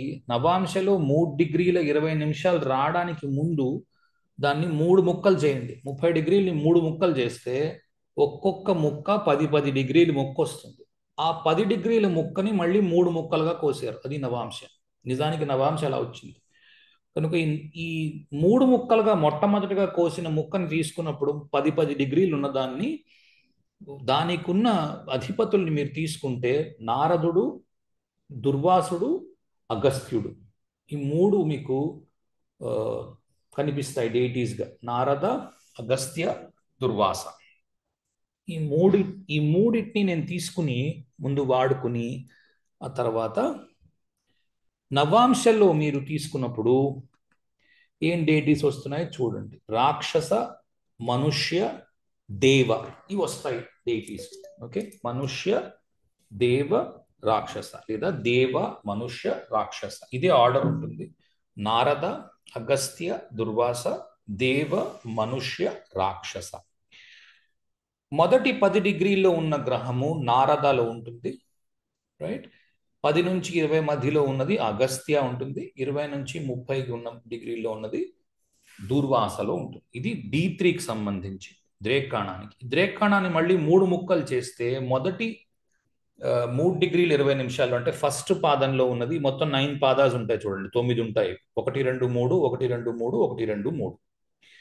ఈ 1 2 3లో ఫస్ట్ది దేవము, తర్వాత మనుష్య, దాని తర్వాత రాక్షసం. చాలా మంది అనుకుంటారు రాక్షస మంచిది కాదు, దేవ చాలా సూపరు, మనుష్య అంటే ఆర్డినరీ, పెద్దగా ఏం లేదు, మనుషుల దగ్గర ఏముంది, ఏమీ లేదు. అలా కాదు, ఫలితం అలా రాదు. ఓకే, దేవుడు గొప్ప, మనిషి తక్కువ, రాక్షసుడు మరీ వ్యర్థము, అలా కాదు. అసలు అది పద్ధతి కాదు. ప్రతి దానికి ఒక క్యారెక్టరిస్టిక్ ఉంటుంది. దానిని బట్టి అంటే ప్రతి వాడికి ఒక ప్రవర్తన ఉంటుంది. ప్రవర్తన బట్టి రిజల్ట్ వస్తుంది. ఓకే, రాక్షసులు రాజ్యం చేశారు. రాక్షసులకి ఏం రాజ్యం లేకపోలేదు. రాక్షసులు రాజ్యం చేశారు, లాక్కుని మరీ రాజ్యం చేశారు చాలా కాలం. హిరణ్యకశిపుడు, హిరణ్యాక్షుడు, తర్వాత లాక్కున్న తర్వాత ప్రహ్లాదుడిని ఎప్పుడైతే కూర్చోబెట్టాడో, ఇంకా బలి చక్రవర్తి వచ్చిన తర్వాత కూడా ఇంకా రాజ్యం రావడం లేదు దేవతలకు. మీరు జాగ్రత్తగా గమనిస్తే అర్థమవుతుంది. విష్ణువు పూనుకొని దేవతలకి ఆ రాజ్యం బలవంతంగా ఇప్పించాడు. ఓకే, మరి అలా చూసుకుంటే ప్రహ్లాదుడు రాక్షసుడే, బలి చక్రవర్తి రాక్షసుడే. మరి వీళ్ళిద్దరూ చాలా బ్రహ్మాండంగా పరిపాలన చేశారు. నిజానికి దేవతలు ఇంద్రుడి కంటే చాలా గొప్పగా పరిపాలన చేశారు. అందుకే ఇంకా విష్ణువు దిగి రావాల్సి వచ్చింది. కాబట్టి మన మన సమాజంలో హిందూ మతంలో చాలా చాలా చాలా విషయాలు ఊరికూరికే దొల్లిపోయాయి. రాక్షసుడు అంటే చెడ్డవాడని, డీమన్ అనే ఉద్దేశంలో వాడుతున్నారు. అలా కాదు. ఓకే, దేవత అంటే చాలా గొప్పవాడని కాదు. అలా అయితే మన వాళ్ళు ఇంద్రుడికి ఆపాదించినంత వికారాన్ని ఇంకెవరికి ఆపాదించరు. అందుకే ఇంద్రుడికి సహస్రనేత్రాలు, సహస్రయోని అని అంటారు ఇంద్రుడు కదా. ఈ కథ తెలిసిన వాళ్ళు ఎవరు? ఇంద్రుడు దేవత, మరి దేవతలందరికీ రాజు ఇంద్రుడు. మరి సహస్రయోని అన్న బిరుదు ఇంద్రుడికి ఉంది.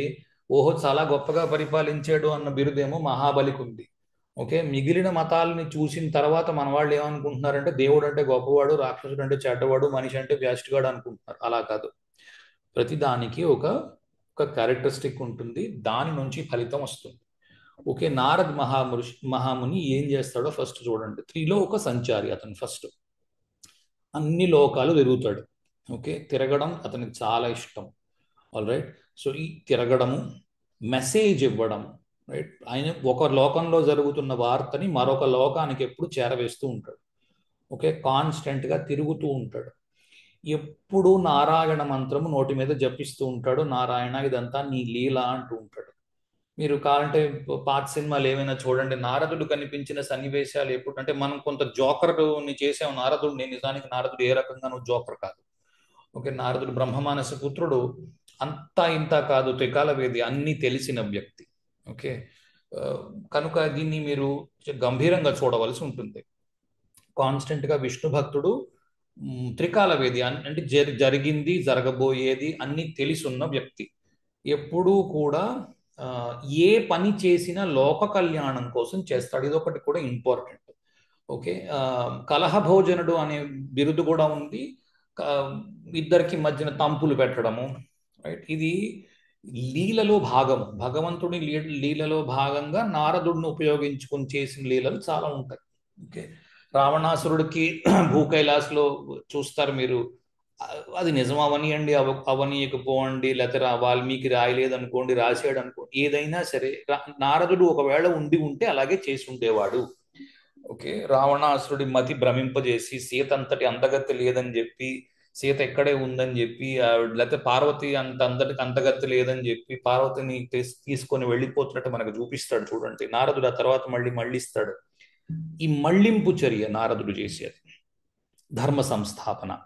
ఇప్పుడు ఈ ఈ అశ్విని ఒకటో పాదంలో ఉన్నది ఇక్కడ ఉంటుంది, దేవగణంలో ఉంటుంది, కానీ నారదుడి కింద ఉన్నది.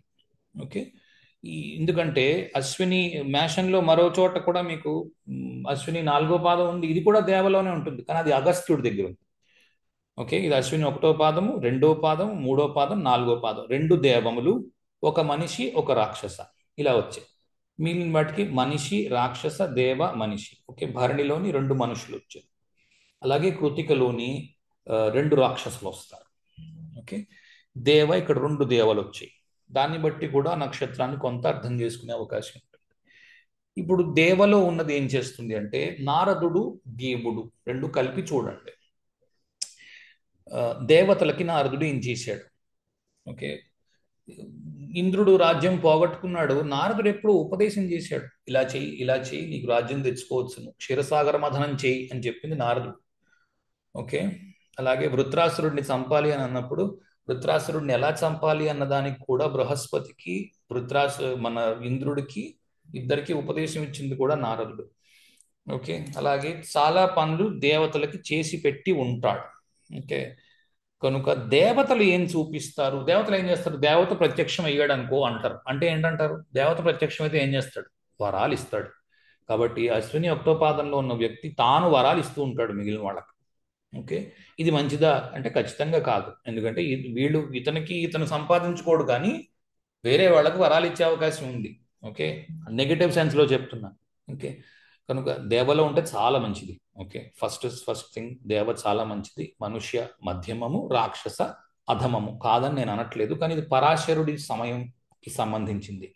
ఈ రోజుల్లో ఎంత రాక్షసలో ఉంటే నువ్వు అంత పోటీతత్వాన్ని తెచ్చుకుని నేను ఎలాగైనా గెలవాలి అనే దానిలో ఉంటావు. నేటి సమాజంలో రాక్షసలో ఉన్నాయి. నువ్వు పెద్ద ఎమ్మెల్యేవో, ఎంపీవో, మినిస్టర్వో ఏదో అవ్వాలి, ఎక్కువ రాక్షసాలు ఉంటాయి. ఓకే, ఇది గమనించ ప్రార్థన. ఎందుకంటే రాక్షసులు లాక్కుంటారు వేరే వాళ్ళ దగ్గర నుంచి. లాక్కోవడంలో రాక్షసుడు మొట్టమొదటి ఉంటాడు. చూడండి అందుకే రాక్షస వివాహం అన్నారు. రాక్షస వివాహం అంటే సమ్మతి లేకుండా లాక్కోవడం. దేవుడు అంటే పూర్తిగా లాక్కోవడం ఏమి ఉండదు, ఇవ్వడం ఉంటుంది. మనిషి సమ్మతితో చేసుకుంటాడు ఏది చేసినా. రైట్, నీకు అంగీకారమైన అయితే నన్ను చేసుకో. ఇది మనిషి. దేవత అలా కాదు, వరం ఇస్తాడు అంతే. పెళ్లి చేసుకోవడానికి అవకాశం లేదు దేవతకి. రైట్, పార్వతీదేవి శాపం ఉందిగా, ఇంక మీకు పెళ్ళిళ్ళు లేవు, ఇంక మీకు పిల్లలు లేరు. రైట్, కనుక దేవుడు ఏం చేస్తాడు, వరాలు ఇస్తాడు. నారదుడు దేవుడు మెసెంజర్గా ఉండి వరాలు ఇస్తున్నాడు. ఏం వరాలు ఇస్తున్నాడు? ఫ్రీగా ఏదైనా చేస్తున్నాడు సహాయం అందరికి. రైట్, తర్వాతను వీణా ప్లేయర్, మ్యూజిక్ అంటే ఇష్టం ఉండడం. రైట్, ఇవన్నీ మీరు చూడవచ్చు. నేను ఎక్కువగా ఇది ఎక్స్ప్లెయిన్ చేయట్లేదు, కారణం ఏంటి అంటే ఇది ఫిగర్ అవుట్ చేయడానికి కొంత టైం పడుతుంది. ఈ డెయిటీస్ని వాడవలసిన విధానాన్ని నేను చూపిస్తున్నాను, అంతకంటే ఇంకేం లేదు. ఓకే, అశ్విని 1వ పాదంలోని కర్మ విపాక సంహితలోని స్టోరీ ఉంది. ఇది ఇంతకు ముందు నేను అశ్విని నేర్పించినప్పుడు చెప్పాను, ఇప్పుడు క్లుప్తంగా ఒకసారి చెప్తాను. ఇది కర్మ విపాక సంహితలో స్టోరీస్ కొంచెం క్రూరంగా ఉంటాయి. 27 నక్షత్రాలు 4 పాదాలకి కూడా. ఎందుకంటే ప్రతి మనిషికి ఏదో క్లేశం ఉంటుంది, ఏదో ఒక ఇబ్బంది ఉంటుంది. ఇబ్బంది లేని మనిషి ఉంటాడు అని అనుకోవడానికి అవకాశం లేదు. ఏ మనిషి, మీరు ప్రైమ్ మినిస్టర్ ఆఫ్ ఇండియా అవ్వండి, వీళ్ళు అడిగారు అనుకోండి సుఖంగా ఉన్నామని, లేననే అంటాడు. లేకపోతే పెద్ద అంబానీని అడిగారు అనుకోండి సుఖంగా ఉన్నావా, లేననే అంటాడు. ఏదో ఒకటి ఉంటుంది. ఓకే, కనుక ఈ స్టోరీస్ అన్ని కొంచెం క్రూరంగా ఉన్నట్టు, ఏమిటో అన్ని తప్పులు చేసినట్టుగాను ఉన్నట్టు ఉంటుంది. కనుక ఇది ఒక్క స్టోరీనే చూసి ఇదేదో చెడుగా ఉందనే ఉద్దేశంలో ఉండద్దు.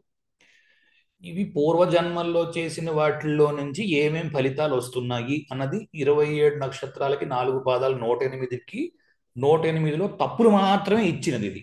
కనుక ఇందులో వచ్చిన తప్పులు మాత్రమే ఉంటాయి.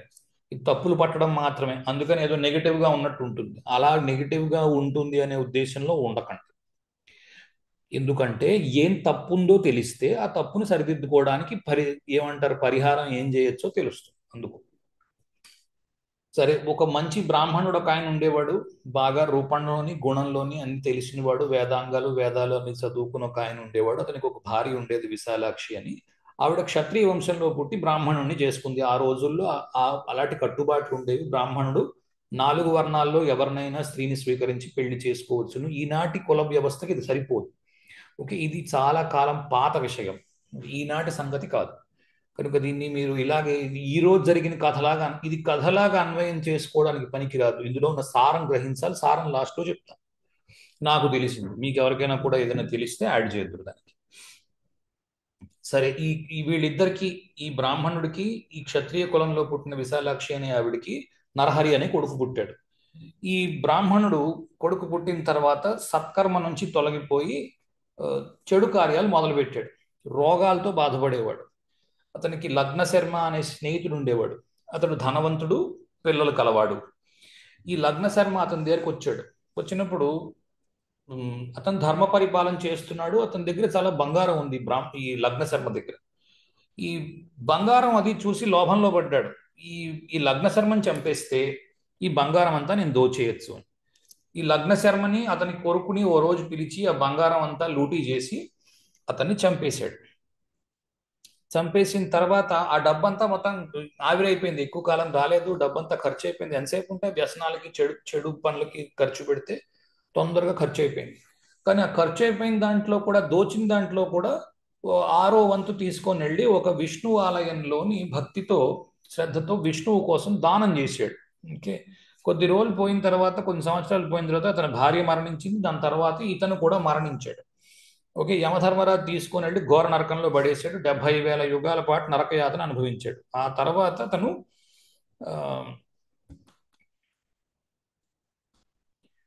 ఈ నరకయాతన అనుభవించిన తర్వాత దట్టమైన ఒక అడవిలో తోడేలుగా పుట్టాడు. గీడు అని ఉంది, తోడేలు నిజానికి. ఓకే, ఆ జీవితం తోడేలుగా పుట్టిన తర్వాత ఆ తోడేలుగా మళ్ళీ జీవితం అయిపోయింది. ఒక పురుగుగా పుట్టాడు, ఒక క్రిమిగా పుట్టాడు. దాని తర్వాత మళ్ళీ మధ్య దేశంలో ప్రసిద్ధమైన కుటుంబంలో ఒక మనిషిగా పుట్టాడు. డబ్బు ఉన్న వంశంలో పుట్టాడే కానీ రోగాలతో బాధపడేవాడు, మాంసం అది తింటూ ఉండేవాడు. ఎవరిని తినద్దని కాదు నా ఉద్దేశం. ఇది ఇది ఇది కథలాగా చదవాలి. అంతేగాని ఏదో వాడు తిన్నాడు అంటే తప్పు చేశాడనే ఉద్దేశం నేను చదవడం లేదు. ఎవరో ఆ ఉద్దేశంతో ఉండకండి. అతని భార్య మహాలోభి, గత జన్మంలో లోకమతి అనే స్త్రీ, పూర్వజన్మ బంధం కలిగడం ఉండడం వల్ల వాళ్ళిద్దరూ మళ్ళీ పెళ్లి చేసుకున్నారు. ఆవిడికి పిల్లలు కలగలేదు. ప్రతి నెల రజస్వల క్రమం జరుగుతూనే ఉంది కానీ పిల్లలు కలగలేదు. ఆవిడకి పెద్ద పెద్ద కళ్ళు ఉండేవి. ఎప్పుడు జ్వరము, కడుపు వ్యాధితో బాధపడేది. ఓకే, ఇందులో నీ రెండు మూడు విషయాలు మీరు చూస్తే ఈ ఈ పెద్ద పెద్ద కళ్ళు ఉండేవి అన్నదానికి, ఒక్క నిమిషం, సారీ, ఈ పెద్ద పెద్ద కళ్ళు ఉండేవి అన్నదానికి మీరు చూస్తే సప్తమ సప్తమని చూడండి. శుక్రుడు పరిపాలిస్తున్నాడు మేషం నుంచి. పెద్ద కళ్ళు ఉంటాయి. సో శుక్రుడికి ఆ, జ్వరంతో కడుపు వ్యాధితో బాధపడేది. శుక్రుడు ఈ రవి ఉచ్చ పొందుతున్నాడు కదా మేషంలో. ఈ ఉచ్చ పొందుతున్న గ్రహాన్ని నీచపరిచే గ్రహము ఏది? మేషంలో ఉచ్చ పొందుతున్న గ్రహం రవి. నీచ పొందుతున్న ఆ, ఎక్కడ నీచ పొందుతాడు రవి? తులలో నీచ పొందుతాడు. ఓకే, కనుక సప్తమానికి ఇబ్బంది వచ్చింది. ఓకే, జాగ్రత్తగా పట్టుకోవాలి ఇవి. ఓకే, కనుక ఇక్కడ నుంచి వైఫ్కి ఏమైనా డిసీజెస్ వంటివి ఉండడము, ఓకే, ముఖ్యంగా డైజెస్టివ్ ట్రబుల్స్ ఉండడము, లేకపోతే పిల్లలు కలగకపోవడము, పెద్ద పెద్ద కళ్ళు ఉన్న భార్య రావడం, ఇందులో ఏదైనా రావచ్చు. పెద్ద పెద్ద కళ్ళు ఉన్న భార్య వచ్చింది, మంచి రిజల్ట్ వచ్చింది. ఆవిడ ఎప్పుడు జ్వరంతోని కడుపు నొప్పితోని బాధపడుతోంది, లేకపోతే పిల్లలు కలగడం లేదు, చెడు రిజల్ట్ కూడా వచ్చింది. ఓకే, ఏది వస్తుంది అన్నది 4 చోట్ల నుంచి చూసి, సప్తాంశ కూడా చూసి చెప్పవలసి ఉంటుంది. రోగం గురించి చూస్తున్నాము, నవాంశ చూసి ఆ నవాంశ లగ్నాధిపతి లగ్నం నుంచి D1 నుంచి ఎలా ఉన్నాడో అది కూడా చూడవలసి ఉంటుంది. ఊరికే డాన్స్ చేయకూడదు, ఏదో ఒకటి చదివేసుకుని ఆహాహా ఇక్కడి నుంచి అన్ని రిజల్ట్లు వచ్చేస్తాయి అలా ఏం రావు. ఓకే, అలాంటి ఉద్దేశాలు ఉండద్దు. సరే, ఈ ఈ కథలో నుంచి మనకేం తెలుస్తుంది అంటే బ్రాహ్మణుడై ఉండి ధర్మాన్ని తప్పి ప్రవర్తించడం ఫస్ట్ థింగ్. అశ్విని ఒకటో పాదము ధర్మపాదము, రైట్? ధర్మార్థ కామ మోక్ష పాదాలన్నీ ఇలాగే ఉంటాయి. ఫస్ట్ పాదంలో ఏ నక్షత్రంలో ఫస్ట్ పాదంలో ఉన్నా సరే ధర్మపాదం. అవి ఫైర్ సైన్స్ లో ఉంటాయి, అగ్నితత్వ రాశుల్లో. అక్కడ మాత్రము ధర్మ పాలన ఇంపార్టెంట్. చేయవలసిన కర్తవ్యాన్ని వదిలిపెట్టి ఇంకోటి చేయడానికి ఉండదు. స్వధర్మే నిధనం శ్రేయ అన్నారు కదా, మన స్వధర్మాన్ని మనం పాటించవలసి ఉంటుంది. ఆల్ రైట్, అంటే చేయవలసినది ఏదైతే ఉందో అది చేయడం. Greed, betrayal. గ్రీడ్ అంటే లోభత్వం. ఏదైనా చూసి ఆశ, ఎందుకంటే తస్కర నవాంశ అన్నారు, అందుకే ఇది మేషంలో D1లో ఉండి మళ్ళా D9లో కూడా మేషంలో ఉండడము తస్కరణ. లోభత్వము, పక్కవాడి దగ్గర నుంచి ఏదైనా లాక్కోవాలి. ఆ, ఎక్కువ లోభత్వం బంగారం నుంచి వస్తుంది. ఓకే, ఎందుకు ఊరికే గీతలు పెట్టడం? ఆ, గీతలు ఎందుకు పెడతారు ఊరికే?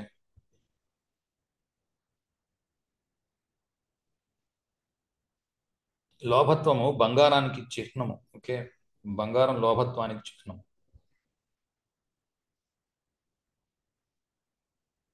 ఎవరే స్వామి, వద్దంటే కూడా గీతలు పెడతారు. విజయ పట్నాల అంట. చేతులు కదపకుండా ఉంచండి చాలు. ఆ, లోభత్వము లేకుండా ఉండడం. ఎంత దొంగ అయినప్పటికీ కూడా ఎంతో కొంత ఆ, దానాన్ని చేసి ఉండడం. ఓకే, తర్వాత వేరే జన్మ నుంచి ఈ జన్మకి తెచ్చుకున్న కర్మ, దీన్ని సంచిత కర్మ, ప్రారబ్ధ కర్మ అని అంటాము.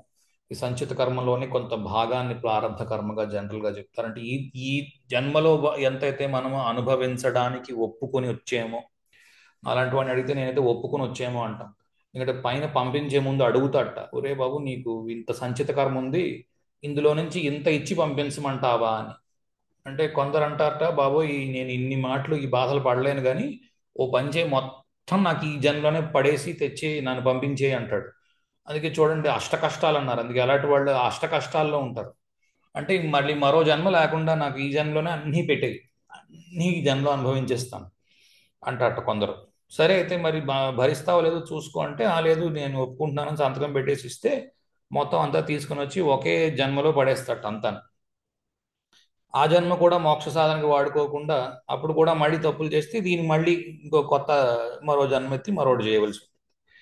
సరే, ఫిజికల్ ఎయిల్మెంట్స్, ఇల్నెస్, చైల్డ్లెస్నెస్, పిల్లలు లేకపోవడం. ఎందుకంటే సన్ ఫిఫ్త్ లార్డ్ ఎంత ఎగ్జాల్టెడ్ లో ఉన్నా రవి వేడిని కలిగిస్తాడు కదా, రవి వేడికి కారకుడు, మేషము వేడి, ఓవర్గా వేడి ఉండడం వల్ల కూడా, ఎందుకంటే ఆ, ఈ శుక్ర కణాలు నీటిలో పరిగెడతాయి. మీరు అందుకే శుక్రుడు చూడండి నీటికి అధిపతి, చంద్రుడు శుక్రుడు జలతత్వాలు, జలతత్వ గ్రహాలు.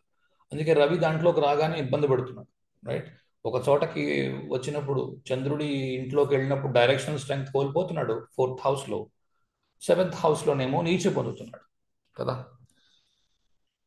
సరే, కనుక వేడి ఎక్కువగా ఉండి వేడి వలన కలిగే ఇబ్బందులు అంటే ఈ డైజెషన్ కాకపోవడము, స్పర్మ్ కౌంట్ లో ఉండడం, లేదా స్పర్మ్ లోని సెల్స్ స్పీడ్ గా పరిగెట్టట్లేదు, స్విమ్మర్స్ అంటారు వాటిని, అవి తొందరగా పరిగెట్టట్లేదు అని అనడం, స్పీడ్ గా చేరి ఓవెన్ కి చేరడం లేదు, డాక్టర్ల పరిభాషలో ఉంటే అవి మాట్లాడతారు, రైట్. అలాంటి ఇబ్బందులు ఉండడము మీకు కనిపించవచ్చు. కానీ ఇది ఫిఫ్త్ హౌస్ కనెక్షన్స్ లో ఉండాలి. ఉత్త అశ్విని నక్షత్రంలో ఫస్ట్ పాదంలో చంద్రుడిని వేసుకుని నాకు అశ్విని ఒకటో పాదం అండి, నాకు అలాంటి ఇబ్బందులు ఏం లేవు అని అనుకోవద్దు.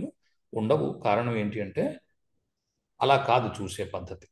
ఓకే, ఫైనల్ గా రెమెడీస్ విషయానికి వచ్చినప్పుడు కనుక చూస్తే ఆ, ఒక్కటి ఏం చెప్తాను అని అంటే, అశ్విని నక్షత్రంలో రవి ఉన్నప్పుడు పండగలు ఏమొస్తున్నాయి చూడండి, అలాగే దానికి ఆపోజిట్ లో రవి ఉన్నప్పుడు పండగలు ఏమొస్తున్నాయో చూడండి. ఇప్పుడు అశ్వినికి చేద్దాం అనుకుంటున్నారు రెమెడీ కాబట్టి బెస్ట్ ఏంటంటే, అశ్విని నక్షత్రంలో రవి ఉన్నప్పుడు నిజానికి ఏంటి అంటే మీరు రాముడిని తీసుకుంటారు. ఎందుకంటే రవి ఆ, అశ్విని నక్షత్రంలో ఉన్నప్పుడు రాముడు, ఆ, రామనవమి, రామనవరాత్రులు, యాక్చువల్ నిజానికి చైత్ర మాసంలో మొదటి పక్షంలోనే చాలా సార్లు మీనంలో రవి ఉండగానే అయిపోతాయి రామనవరాత్రులు, నేను కాదనట్లేదు. కానీ రామనవరాత్రులు చెయ్యడం, శరన్నవరాత్రులు చేయడం అశ్విని ఒకటో పాదానికి ఒక పెద్ద రెమెడీగా తీసుకోవచ్చు. ఓకే, ఇవి జనరల్ రెమెడీస్గా మీరు చేయవలసిందిగా చెప్తున్నా. లేదా ఏదైనా హెల్త్ రిలేటెడ్ ఇష్యూస్ ఉన్నాయి అని అంటే గాయత్రి మంత్రం చేయడము, త్రయంబకం యజామహే సుగంధిం పుష్టివర్ధనం ఉర్వారుకమి విబంధనాత్ మృత్యోర్ముక్షీయమామృతాత్, ఇది అందరికి తెలిసిన మంత్రం. మన రుద్రంలో ఉంటుంది, ఎక్కువగా శని కోసం చేస్తారు. ఓకే, ఈ త్రయంబకం నిజామ, లేదా కొంతమంది సూర్యుడి కోసం చేస్తారు. నేనే ఆక్షేపించడం లేదు, ఎవరు దేనికి చేసినా సరే త్రయంబకం నిజామహే మంత్రము నిజానికి త్రయంబకేశ్వరుని ఉద్దేశించిన మంత్రము. అలా తీసుకున్నా సరే రుద్రంలో ఉన్న మంత్రం ఇది తీసుకొని చేయండి. 5 లక్షల సార్లు చేయవలసి ఉంటుంది. ఎవరికి వారు యాక్చువల్గా చేసుకుంటే మంచిది. గాయత్రి ఉన్న వారికి గాయత్రి మంత్రం కూడా చెయ్యడం, దాంతోపాటు 5 lakh టైమ్స్. వాడు మంచం ఏంచే లేవలేకపోతున్నాడు, వాడు మంత్రం ఏం చేస్తాడు అన్నప్పుడు వేరే పురోహితుల్ని పెట్టి చేయించవలసింది ఏంటి అంటే ఇది త్రయంబకం యజామహే. ఎందుకంటే అశ్విని ఒకటో పాదము జనరల్ గా గండాంత నక్షత్రము, మిగిలినవన్నీ కూడా అదే పొజిషన్స్ లో గండాంతాల్లోనే ఉన్నాయి అన్నప్పుడు హెల్త్ ఇష్యూస్ ఉండే అవకాశం ఉంది. లేదా జనరల్ గా అశ్విని నక్షత్రంలో మంచి హెల్త్ ఉంది, హెల్త్ ఇష్యూస్ తక్కువ ఉన్నాయి జనరల్ గా. ఫాదర్ అంట దీంట్లో ఏంటి అంటే ఆ కొడుకుని తండ్రిని కలిపి చంపేశారు చూడండి. ఓకే, సో ఆ కొడుకు తండ్రి కలిసి ఉన్నట్టుగా ఏదైనా ప్రతిమ చేసి పెట్టి చేయమని కర్మ విపాక సంహితలో ఉంది. కానీ ఇప్పుడు అది కొడుకుని తండ్రిని ఒక బొమ్మగా పోత పోసి బంగారంతో చేసి బొమ్మ చేసి పూజించాలట. ఆ బంగారంతో పోత పోసి బంగారంతో పూజ ఎక్కడ చేయగలం, ఈ రోజుల్లో జరిగే పని కాదు అది. దానికి ఏంటి అంటే శివపార్వతి గణపతి ముగ్గురు కలిసి ఉన్న ఫోటో తీసుకుని ఈ ఈ మంత్రాలు చేయవచ్చును. ఓకే, ఇవి తీసుకుని ఈ మంత్రాలు చేసి దానికి ధూపదీప నైవేద్యాలు చేయవచ్చును. లేదా మీరు షోడశోపచారం చేయగలిగితే అవి చేయవచ్చును. లేదా ఉపచారాలు మీకు ఏవి వస్తే ఆ ఉపచారాలు చేసి, మీకు ఏమీ రాదు ఇది ఎదురుగుండా పెట్టుకుని దండం పెట్టుకుని ఒక అగరవత్తి వెలిగించి ఆ, పూజ చేసుకోవచ్చును. ఇది పూజ వైపు నుంచి చెప్పినవి. కొన్ని ప్రాక్టికల్ రెమెడీస్ ఉంటాయి, అది హోరోస్కోప్ చూస్తే కానీ చెప్పలేము. ఓకే, ఇది ఓవరాల్ గా ఈరోజు క్లాస్. ఎవరికైనా క్వశ్చన్ ఏదైనా ఉంటే అడగండి, చెప్తాను.